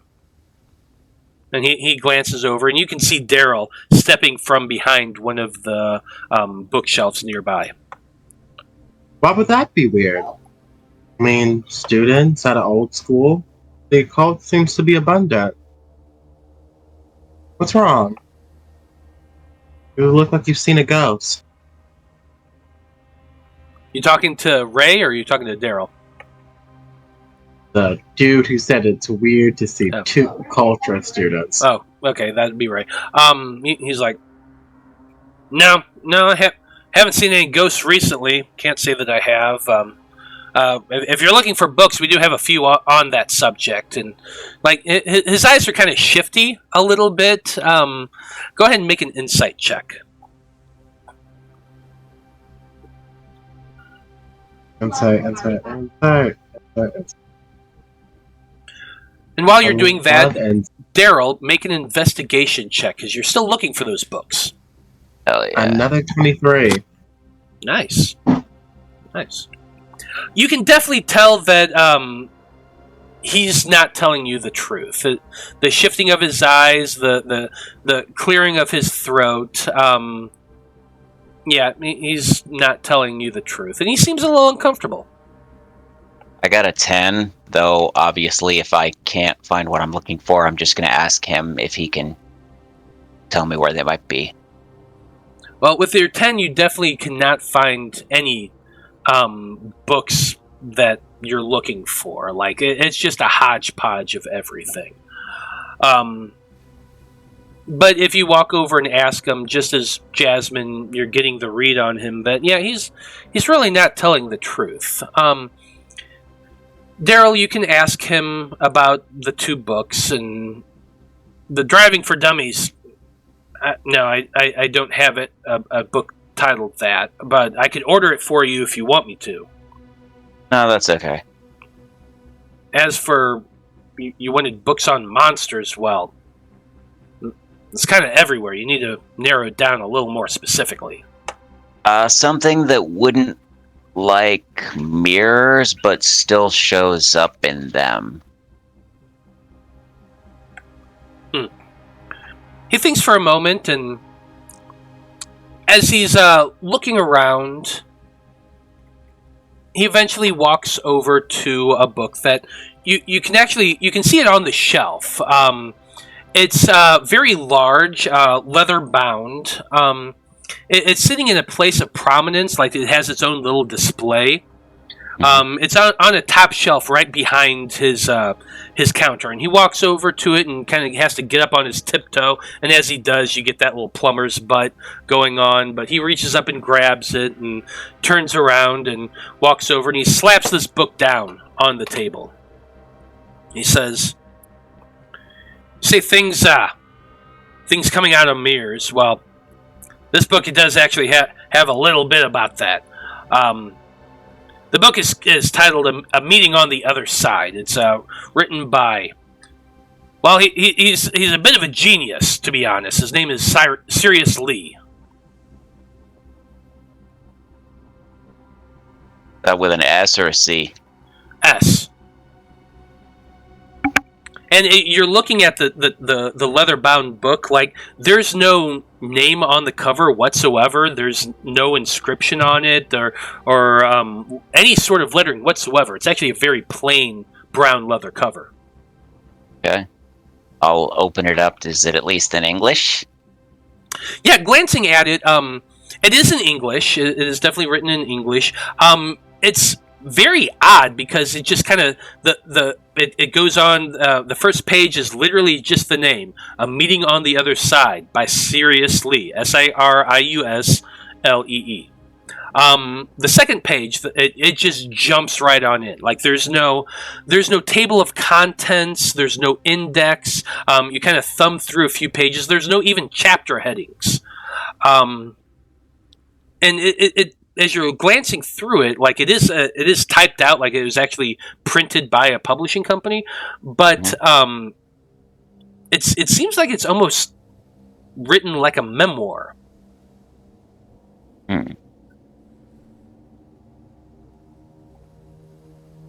Does it have a price? Now this is very expensive. This is a one-of-a-kind piece. I could probably let it go for, say, $100.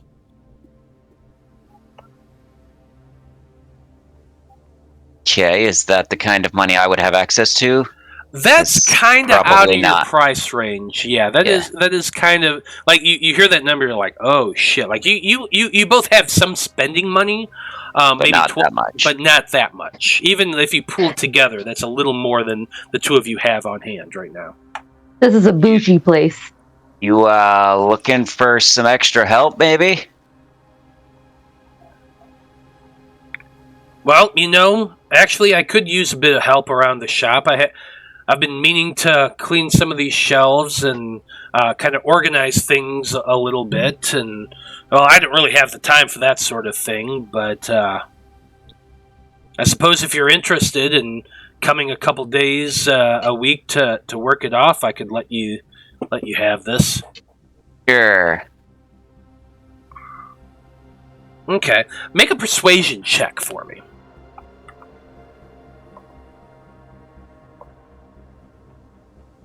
Oh. And get a 10. He thinks for a moment and he says, "Okay. If you come in here for the next week or so, you're gonna have I'll have a list of chores for you to do every day, and as long as you finish that up, I'll let you have the book." Sure. Okay. Why don't you come in here tomorrow? Say about 3:30 or so, which you would know is either that's in your free time phase. Okay. Yep. I know you kids, you do need to, study and all that. I'm not going to take up too much of your time, but a few hours a day for the next week. Sure. And you know what? I'll even let you begin to read it while you're here. Cool. Okay. And he reaches out and offers you a hand. I'll shake his hand. My granddaughter Yuna, she goes to your school too, so I always have a soft spot for you Coltrast kids. That's cool. If I see her, I'll have to say hello. She's a good girl. I'm sure you'd make good friends with her. Probably. She'll be here tomorrow. I'll introduce you. Okay. I'll just thank him and, walk out. Fair enough. Well, Jasmine, you kind of watch this as they're making that deal. Anything you're wanting to do with Mr. Ray?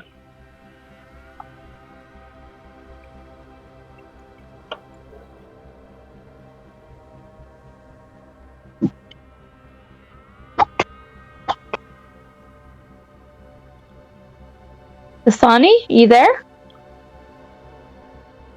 Jasmine, are you with us? Oh, it's doing the thing again. I see the circle. Yep. Check your mic, bud.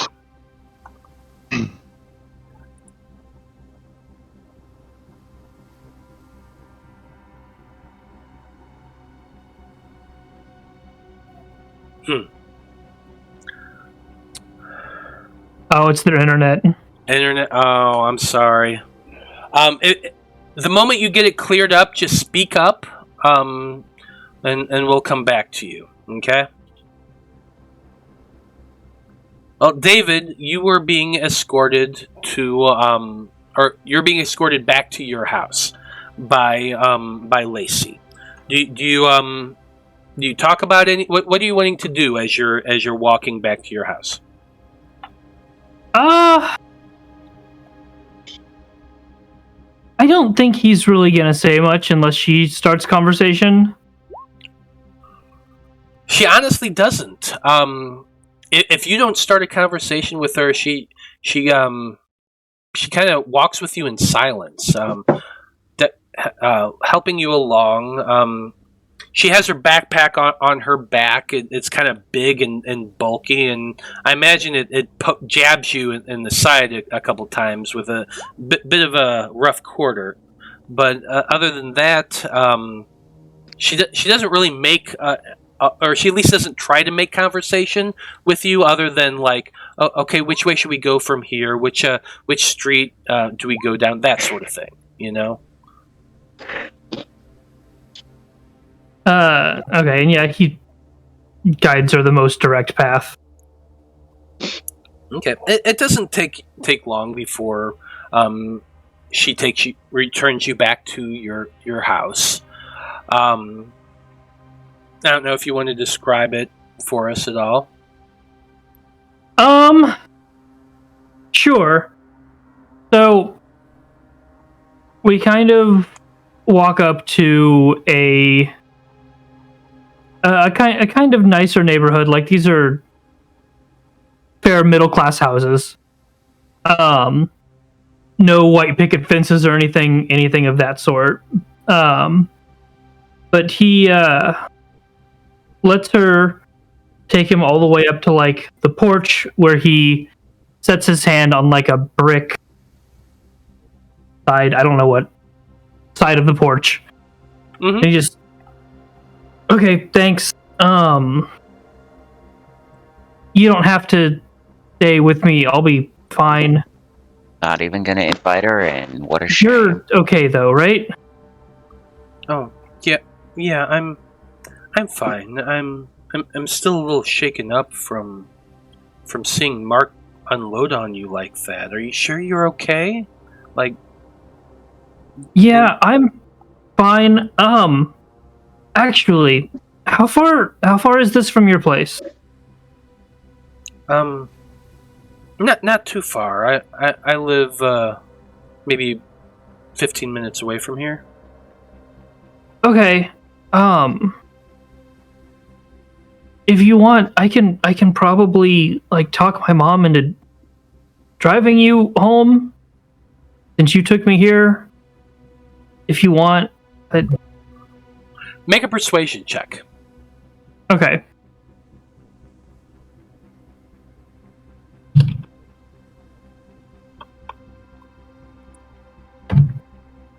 Five. Maybe if you want, it's super persuasive.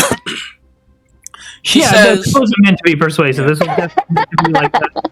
This is totally your choice. I am not committing. yeah, she's like, it's okay. I feel like you should probably just go in and have your mom take a look at you. I can make my way home. It's okay. I gotta deliver something anyway. Don't worry about it. Okay. All right. That's. Stay safe. All right. You too, and try. Maybe you shouldn't mess with Mark anymore. He's a big guy. Yeah. And she kinda, Okay. Bye. She kind of pats you a little bit on the shoulder, and then she walks off. And David just heads into the house. It leads into just kind of an open living room. There's one of those like giant box CRT TVs that takes up. God, I don't even remember. Giant. I remember these things being huge. Oh yeah, the chest ones. Yeah, they're massive. Yeah. That's just like sitting on the floor in there because there's definitely nothing that's going to support this. Mm. There's like a coffee table, a couch, a love seat, a recliner, like kind of all around it. And I would say his mom is probably sitting in the recliner and just saw him come in covered in blood. I imagine, based on your backstory, that like her eyes go wide, her face goes pale, and she goes rushing up towards you, freaking out that something happened. Worse than what you already did. Yeah. Yeah, exactly. Jasmine, are you actually back with us now? Can you hear us okay? Oh, I can hear y'all the entire time. My internet just hates me today for some reason. I'm sorry. I'm really sorry. Did you have anything else you wanted to talk to Ray about? Yeah, I think as soon as Ray is done talking about the indentured servitude for a book that he's setting up. Fair, valid. I think Jasmine will have been standing behind him the entire time and just go like, one more question, Ray, before I go. Why have you been lying to us about what you know this entire time? He just kind of... He looks really surprised, like, what are you talking about? Not lying about anything, young lady. Oh, I'm young, but I'm not born yesterday young. The fact that you've been looking very suspicious about two people coming from a school at the same time. The fact that when I said you looks like you've seen a ghost, your eyes got shifty. The fact that a subpar television show saw a ghost near this area. You seem like you know more than you're letting on. So I'm going to allow you to decide what you want to roll. Persuasion, intimidation. Yeah, That's intimidation. Yeah. Yeah. She's fully like. How tall is Ray? I mean, not as tall as you, that's for sure. Yeah, she's like bending over him, just like. Yeah, he's got those slumped shoulders, that big pot belly. He's like in his early 60s, and you are towering over this man. So yeah, roll your intimidation check.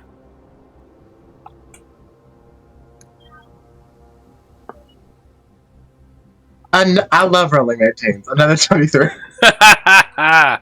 Love it. Okay. Let's see here. Give me 1 second. Why don't you tell me what's really going on, Ray?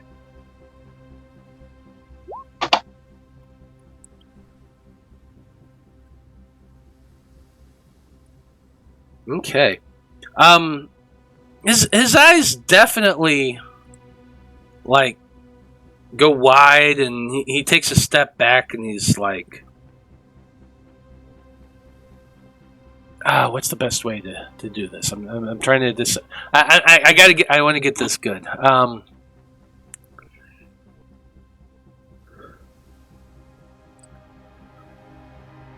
mean, look, kid. This is an occult bookstore.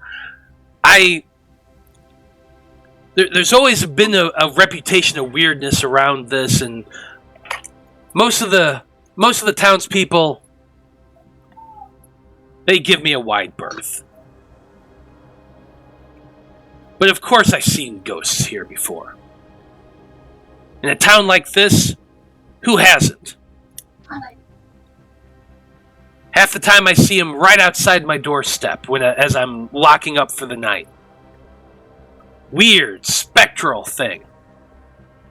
And sure, it gives me the heebie-jeebies, it gives me the creeps. But it's also good for business. Lets me get in curious kids like you. Do you think he's dangerous, Ray? Dangerous? No. He just What do you think? sits outside and moans about things. What does he moan about? What does he moan about? Making me dig in my notes here.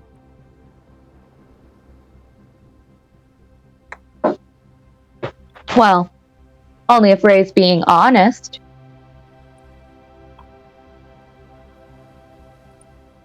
Disarm him by calling him Uncle Ray Ray. Uncle Ray Ray, why are you lying to me, Uncle Ray? I think the Uncle Ray Ray opportunity fled when you stared him down at him and used intimidation. Okay. I do be intimidation around my 2 strength. So, Ray, paling a little bit, and he says, the actual one, the one that's actually been showing up, that those idiots caught on their stupid show, has only been showing up since middle of summer. Every time I see it, it mutters about a disc and returning something that was stolen. I don't know. Every time I see it, I look the other way, get in my car, and go home. Every night? Not every night. Well, Mostly on Mondays, Tuesdays, and Wednesdays, to be honest. What's today? Today is Tuesday. Okay. Pack up early tonight. Yeah, you don't have to tell me twice. I'll be handling your ghost problem. Oh, and my friend, you'll only be doing a couple of chores before you give him that book. Before the entire town finds out that a kid, the disappearance seems to be tied to your shop. Make an intimidation with advantage. Holy shit, Jasmine's got balls of steel. I mean, that's a 13. The first one wasn't that one, so I appreciate the 13. Yeah, honestly, I feel like... Here, you know what? I just noticed in chat that Anesthetic is giving you a reroll. Thank you! I love it! So yeah, roll... But it was the best one. It was the best one. It was. I legitimately wanted to see you, to see you crit on this one, but I still feel like yeah. Honestly, I'm giving it to you anyway. I just want to. He says, fine. He comes in here the next 2 days, and the book's his. 1.5. There's a ghost outside of a dead kid. You don't have a leg to stand on. He only has to work like 3 hours. What? That's fair. Okay, 2. Give him a full work day. He seems like the type that'll enjoy that, actually. He kind of chuckles a little bit about that. I like you, kid. What's your name? Jasmine. You'll see me around, Ray. Remember, close early tonight. We'll be handling your problem for you. He gives you a kind of a whimsical look, almost as though he's remembering a time of yesteryear, a time of firemen's poles and a hearse that might have been painted white. But he just kind of chuckles and he says, "Okay, kid. As soon as you leave, I'm locking up." You have a good day, old man. I'll see you around. But is he locking you in here? No, he's... I'll walk out the door. Yeah, she walks out the door. He locks the door behind her and closes up. Wait. Yep. Before I leave, I call like, actually, can you call me a taxi? Oh, yeah, after calling you a taxi. Well, sure enough, you are outside once again. Daryl's out there kind of hanging out because it only took you a few minutes to talk to this guy. Tilia and Iris are still on campus at school as night's beginning to descend. And David is at home.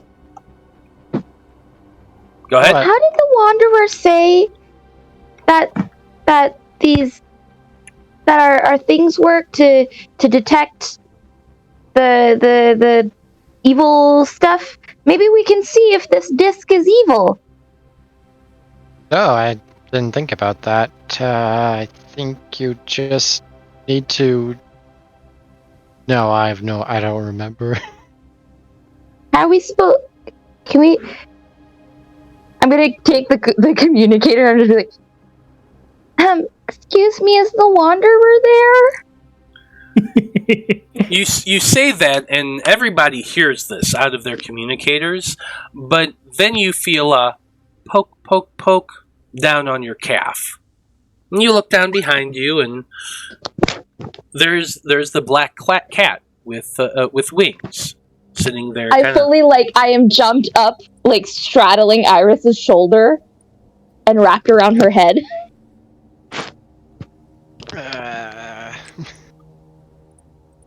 And there he is, the Wanderer. Isn't he cute? Very cute. Just... I roll athletics to see if I can hold the weight. You can't just sneak up on people like that! Yeah, make your athletics check. I cannot roll good.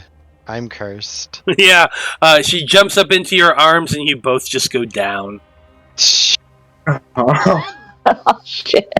I say, give me a little warning next time, jeez. Holy peanut! Oh, sorry about that, Tilia, Iris. I didn't mean to scare you. I figured after you handled yourself so well last night, it would be fine. And he Last says, night was scary, okay? What do you mean it was scary? You did fine. You defeated the cultists. You stopped them from summoning the spectral spirits. You did great. I'm just gonna look at Iris. We did that? yeah, we did that. You seem to be kind of for it, though. What? Right.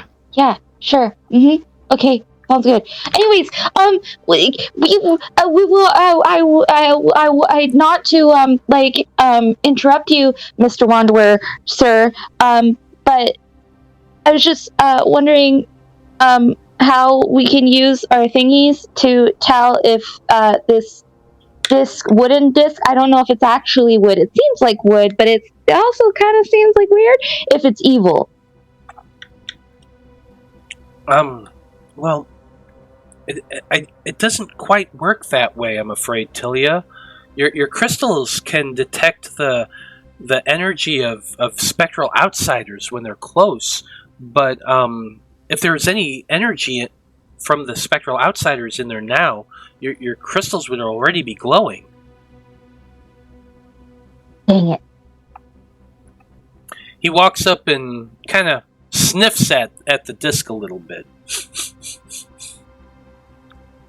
No, I'm not detecting any evil from it. It does seem to be like a bit of odd residual energy off of it, though. Right? Does it feel weird to you?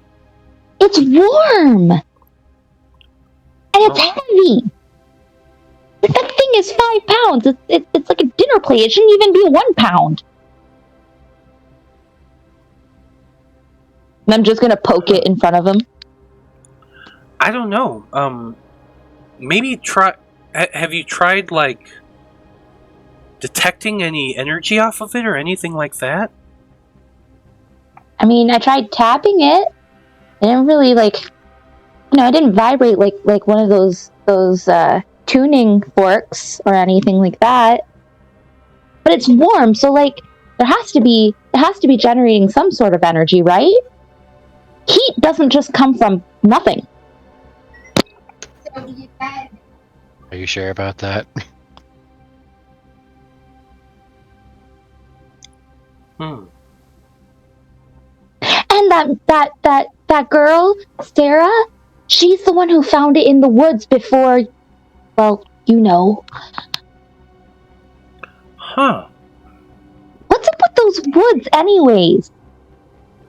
That's a good question.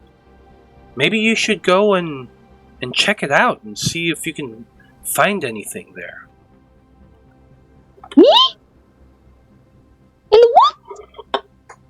Maybe if you take this disc there, maybe that will. I mean, you said that's where it was found. I don't know. I mean, but what if it's a bad thing? Like what if it's the lock to some door and it lets in all the what did you call them, outsiders, the evil things? And the Wanderer seems taken aback a little bit, oh wow, do you really think that's what it could be? And he kind of prods it. He prods it a little bit with his little paw.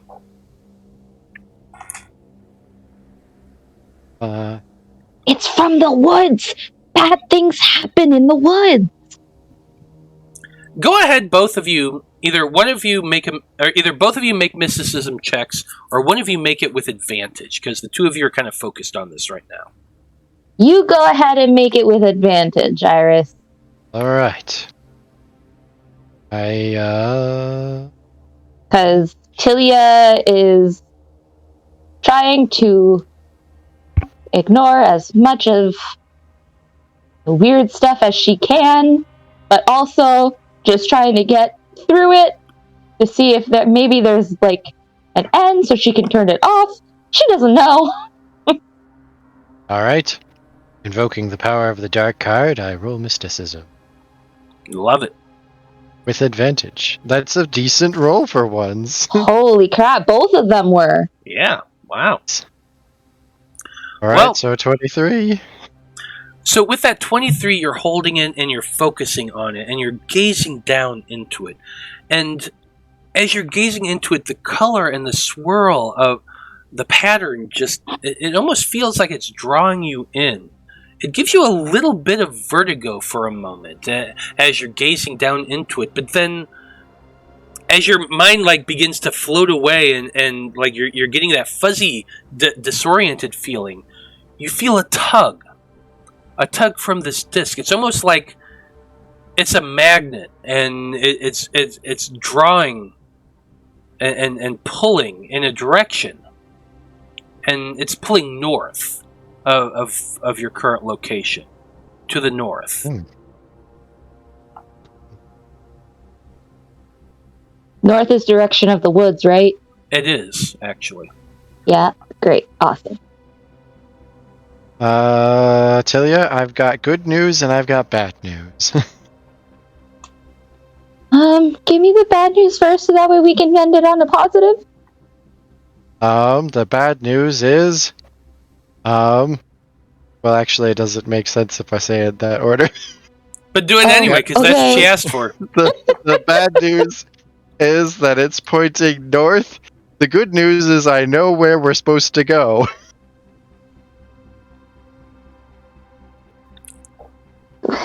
But that's all the, and this all started in the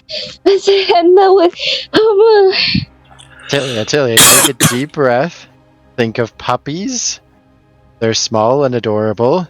And just follow me into the woods.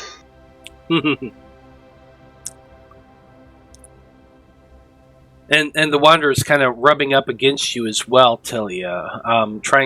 Seems like he's trying to give you a little bit of confidence as he says, "It's a good a place to patrol as any.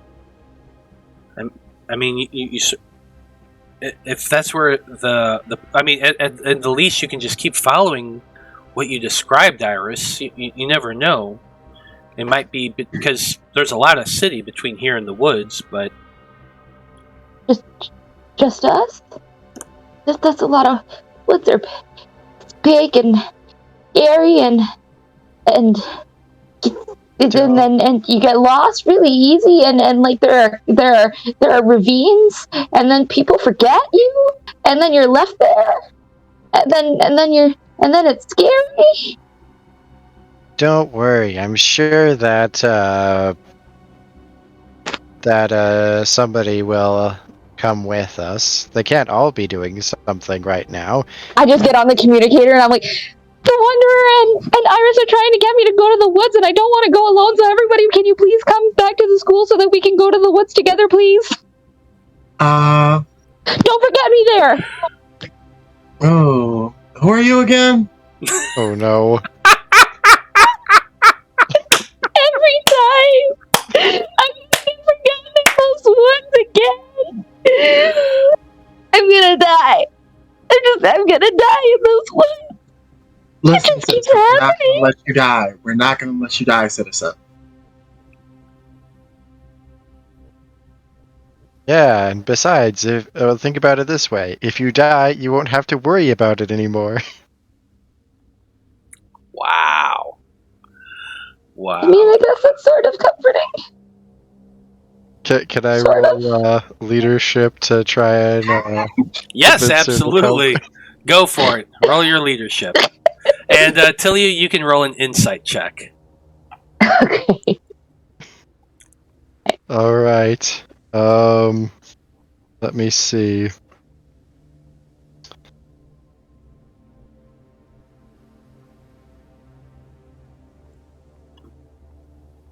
That one.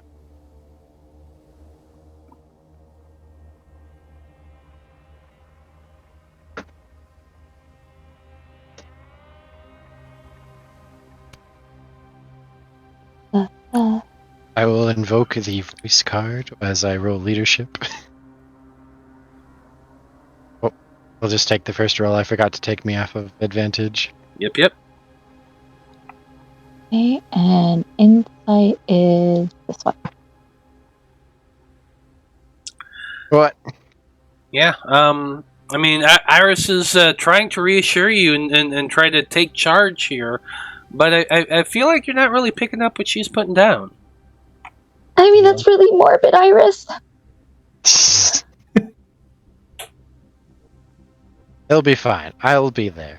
I'll protect you. Yeah, you were the only one who remembered that I was missing, so I guess that's good that you'll be with me. You won't forget me, right? Probably not. That's exactly confident. I'm just kidding. Of course I won't forget you. We're best buds. What? We've got like a plus 30 on our relationship.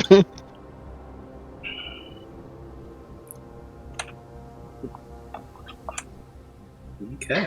I feel like Tilia would respond, I don't know what that means. The player understands. Well, yeah. I know, I'm just kidding. But, Tilia and Iris seem to be wanting to head to the forest, and by this point, it's getting to be well within the evening. It's almost 9 o'clock, and the occult bookstore has been shut down.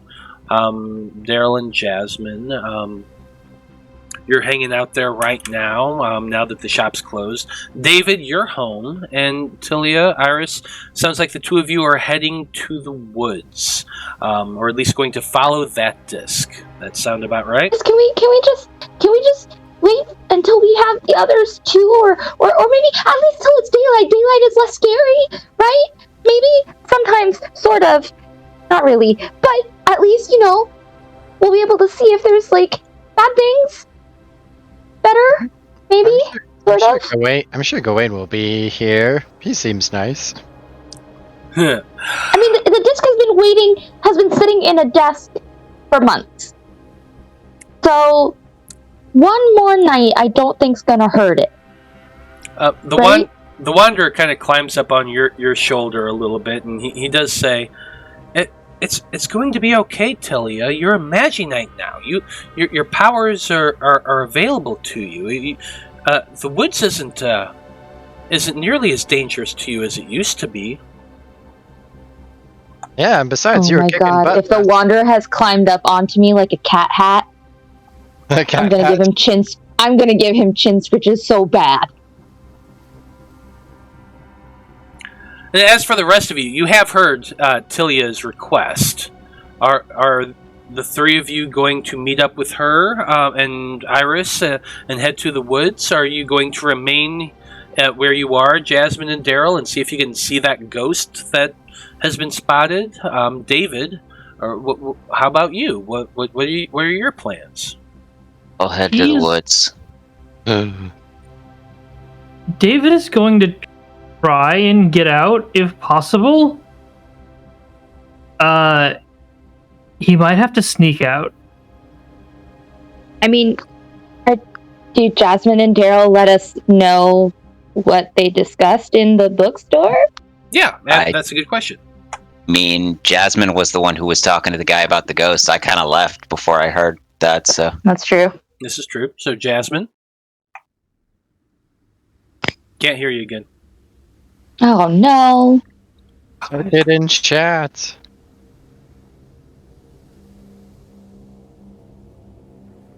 I don't know if you can do like voice to Did you guys text mention or... the disc over the comms? Now I Did hear you guys? Yeah. Yep, mention now the disc? Definitely. I mentioned it earlier. Actually, is it like a weird ghostly disc that seems to be attached to a haunting? Probably. I don't know. Yeah, It's made out of wood. Ooh, And it's heavy and it's warm. Ooh, how warm? Is it like ectoplasm warm? How am I supposed to know what ectoplasm feels What, like? you almost died in the woods. I assume you've been next to a ghost. Oh my gosh. What? Hmm?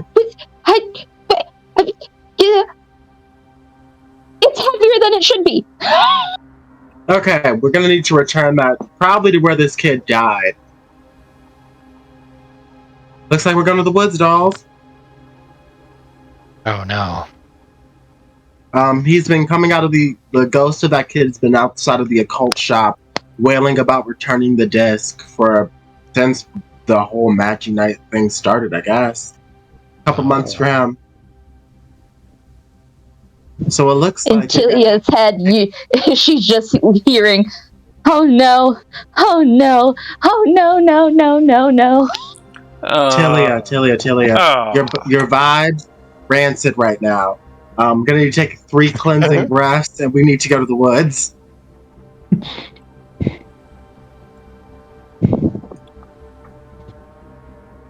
Okay, just don't leave me there. Okay. And I'm gonna pick up the disc, and I'm gonna wear the Wander as a cat hat while giving him chin scritches, and I'm just gonna be like on autopilot following Iris. Can I turn roll a leadership roll over the comms with just pure unadulterated get your shit just the vibe of get your shit together. It's not the time. Yes, absolutely. Go ahead and roll your leadership check. Tilia, I want you to make one more insight check. I don't know why I keep closing my character sheet. It's not very smart of me. I got an 18. Nice. 13. Hey, it works At this least time. somebody can Yeah, roll well. Jasmine seems quite in charge, and she's like telling you, "Get your shit together, dude." Right. Yes. Okay. And as I'm on autopilot following Iris, I'm going to focus on my breathing. And giving chin scritches to the cat hat. Yeah, the cat's just kind of lounging there. I'm not sure when he got from your shoulder to your hat, but he's on your head now, and you're wearing him as a hat, and he's just kind of drooping down there and purring in a reassuring fashion as you all make your way to the north. Deep pressure therapy when you have to be on the go.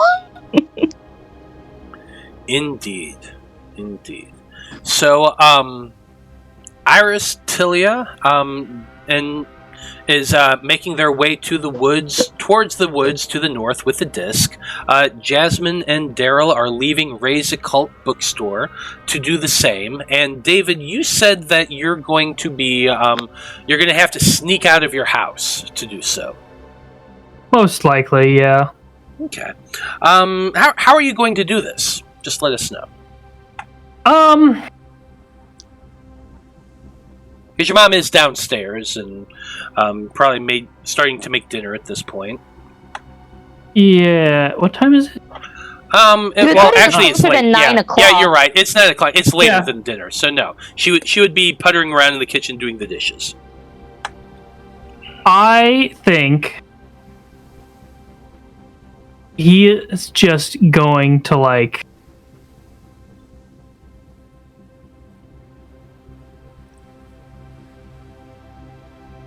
open up one of the windows in his room. Mm-hmm. Hop out into the backyard. Try and shut it, but you can't really from that side. Mm-hmm. Then you go, it doesn't really matter, whatever. And just walk around the house and go. Okay. While you're doing that, make for me a stealth check. Okay.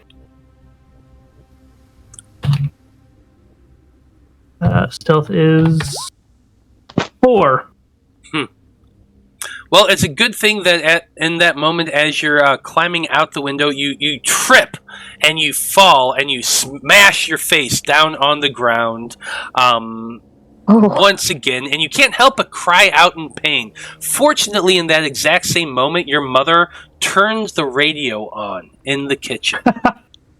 And just this, and you must have left it on really loud because it blasts the kitchen. She's like, "Ah!" As it's 95, so we're gonna say that Master of Puppets is on the radio station, just blasting really loud, and it's just enough to make sure that she doesn't listen or she doesn't hear you as you take one more point of damage and faceplant. That's very nice that you didn't want me to fail. I didn't want you to fail because let's get the party back together. But God, I'm gonna roll up to this fight with my 2 health left. Yeah, you absolutely are. There's always got to be at least a little bit of what's the word I'm looking for? A penalty for failure, and that's it. 2 health and you're mildly concussed. Mildly concussed, broken nose a little bit. That your mother probably patched up, but it's still pretty fucked up now. Yeah, I've been like cleaned up and whatnot. I might have like the beginnings of a black eye or. Yeah, but now your nose is starting to bleed just a little bit more from that extra impact. You're heading out, and someone I'm getting feedback on, so adjust your microphones. But it is 10 o'clock, so we are going to be ending things here for this evening. We're going to be picking up next session in 2 weeks with the patrol phase, while everyone seems to be planning to make their way towards the forest. So we'll find out what happens there. So great job, everybody. Anything can happen in the woods. Anything can. But great session, everybody. I thought that was a lot of fun. How are you liking Magi-Knights as you finish episode 4? This is nice. Okay. I mean, it's pretty much 5e. Like, Yeah. I feel like I'm really stress testing on the box when it said it's hard to die. Really stress testing the wheels on that, actually. Yeah. Look, yeah. You're not down 80% of your health before getting into a fight. It's really the fact that you got punched in your face. the fact actually crashed a car. I'm good. I'm con, actually. You got punched in your face by a teenager. Almost died. Yeah. Okay, but to be fair, David is what, 14? David is 15, 14, but yeah. 15, tiny, skinny, and he just got punched out by the freaking jock bro, the star of the boxing team here at school. He got one hit punched. He did get mollywopped. Yeah. The way you described him made it sound like he was like 18, if not held back a year. I would say, yeah, he's probably he's a senior, I believe. So he is right at 18. He's big, he's beefy, he's definitely a jock bro, and he just unloaded on a kid. What? On a freshman. 3 years, yeah, on a freshman. No, he's a sophomore. No. Or are you junior? You're a junior. I'm the same. I'm the same year as whatever you guys are. Yeah, so that we he's have a this junior. online. He's just the young kid. He's the genius that skipped a couple grades, and he got unloaded on by the captain of the boxing team. So yeah, the fact that he got a nat 20 on that was just thematically accurate, and I loved every minute of it. Pretty much. Me personally wouldn't let that slide. That's just me, though. Yeah.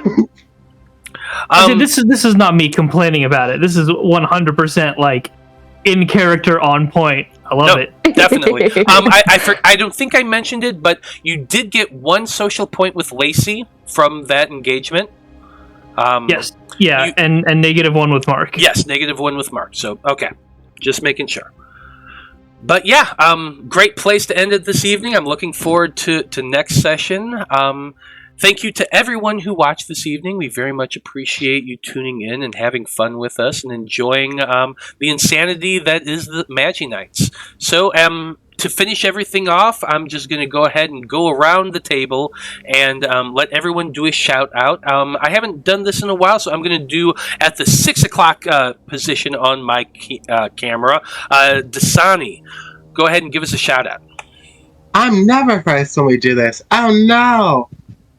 As it's been said, my name is Dasonie. You can catch me every Tuesday on the Power Rangers Project Spectrum YouTube channel, playing Natasha Blackwood in Power Rangers Savage Stampede. It's getting wild. We're at a point in the story where things are changing. Our Rangers are wild. Love it. Lots of fun. Steven, how about you? Monday, 7 to 10, I'm going to be joining a large portion of the cast of the Fab Five as we attempt to break into a secret vault of the local Zaim. It's going to be awesome. Yeah, it's a lot of fun. We're Arabian Nights bank heist is basically what we're doing here, a vault heist. It's going to be a lot of fun. Should be really cool. Jeff, how about you? I don't have anything going on. I just exist. So. Well, we love that you exist. We love to have you here. So thank you very much. We'll see you in 2 weeks. Alyssa, how about you? Well, on Mondays at this same time slot, for me it's 8 to 11 Eastern Standard Time, I am here on Random Rhapsody playing Louise Bright Crystal, a dragonborn druid with the personality of a Disney princess, who may or may not be falling in love with a monk? Who knows? But, yeah, other than that, sometimes I play with Matt on Wednesdays, our game night. And also I crochet nerdy dolls and shit. And you can find that on my Instagram, which is my first name, which is Alyssa, ALYSSA crochets. And yeah, would super appreciate you hitting me up for a commission, because I need more things to do. And she does amazing I need more work. crafts. I need more things to keep my hands busy. That's the truth. Okay, Hito, go ahead and close us out. Hi, my name is Justin. You can find me at Tensei Dragon, TENSEIDRAGON, on Twitter. And I got some stuff coming up next week, actually. On next Thursday, the 21st, at 7 p.m. Central, I will be on the Lost Caravans RPG Twitch channel, streaming a game of Interstitial that I have tentatively called Saturday Morning Crossover. Interstitial is basically Kingdom Hearts, and it encourages you to just shove as many of your favorite IPs together. Oh, love it. Yeah, it's going to be it's going to be a great time. And then next Saturday at 6 p.m. Central, the Bard Rock Cafe crew is going to do a mask campaign in a Fallout style kind of just recently post-apocalyptic world. I don't know if that's how you conjugate that, but and you can also find me on the Bard Rock Cafe podcast as Nadir, Kosei, and Amber. We just recently started a new arc with Michelle Rapp of other various tabletop and Magic the Gathering fame. So it is a decent time to kind of jump in. We're only 2 episodes into that arc, so nice, very cool. Okay, and I don't know how to close things out, so. Well, that's okay. I always finish things up. I'm Matthew R. Dawson, or at Scruffy Wanderer on the tweets and the Instas. I'm also your friendly neighborhood host and GM here on Random Rhapsody, which you can find me every Monday and Wednesday here on Twitch. So on behalf of the Nighty-Knights and everyone here in the Random Rhapsody crew, I just want to say thank you for watching. Have a great evening, and we'll see you in 2 weeks. Good night. Night.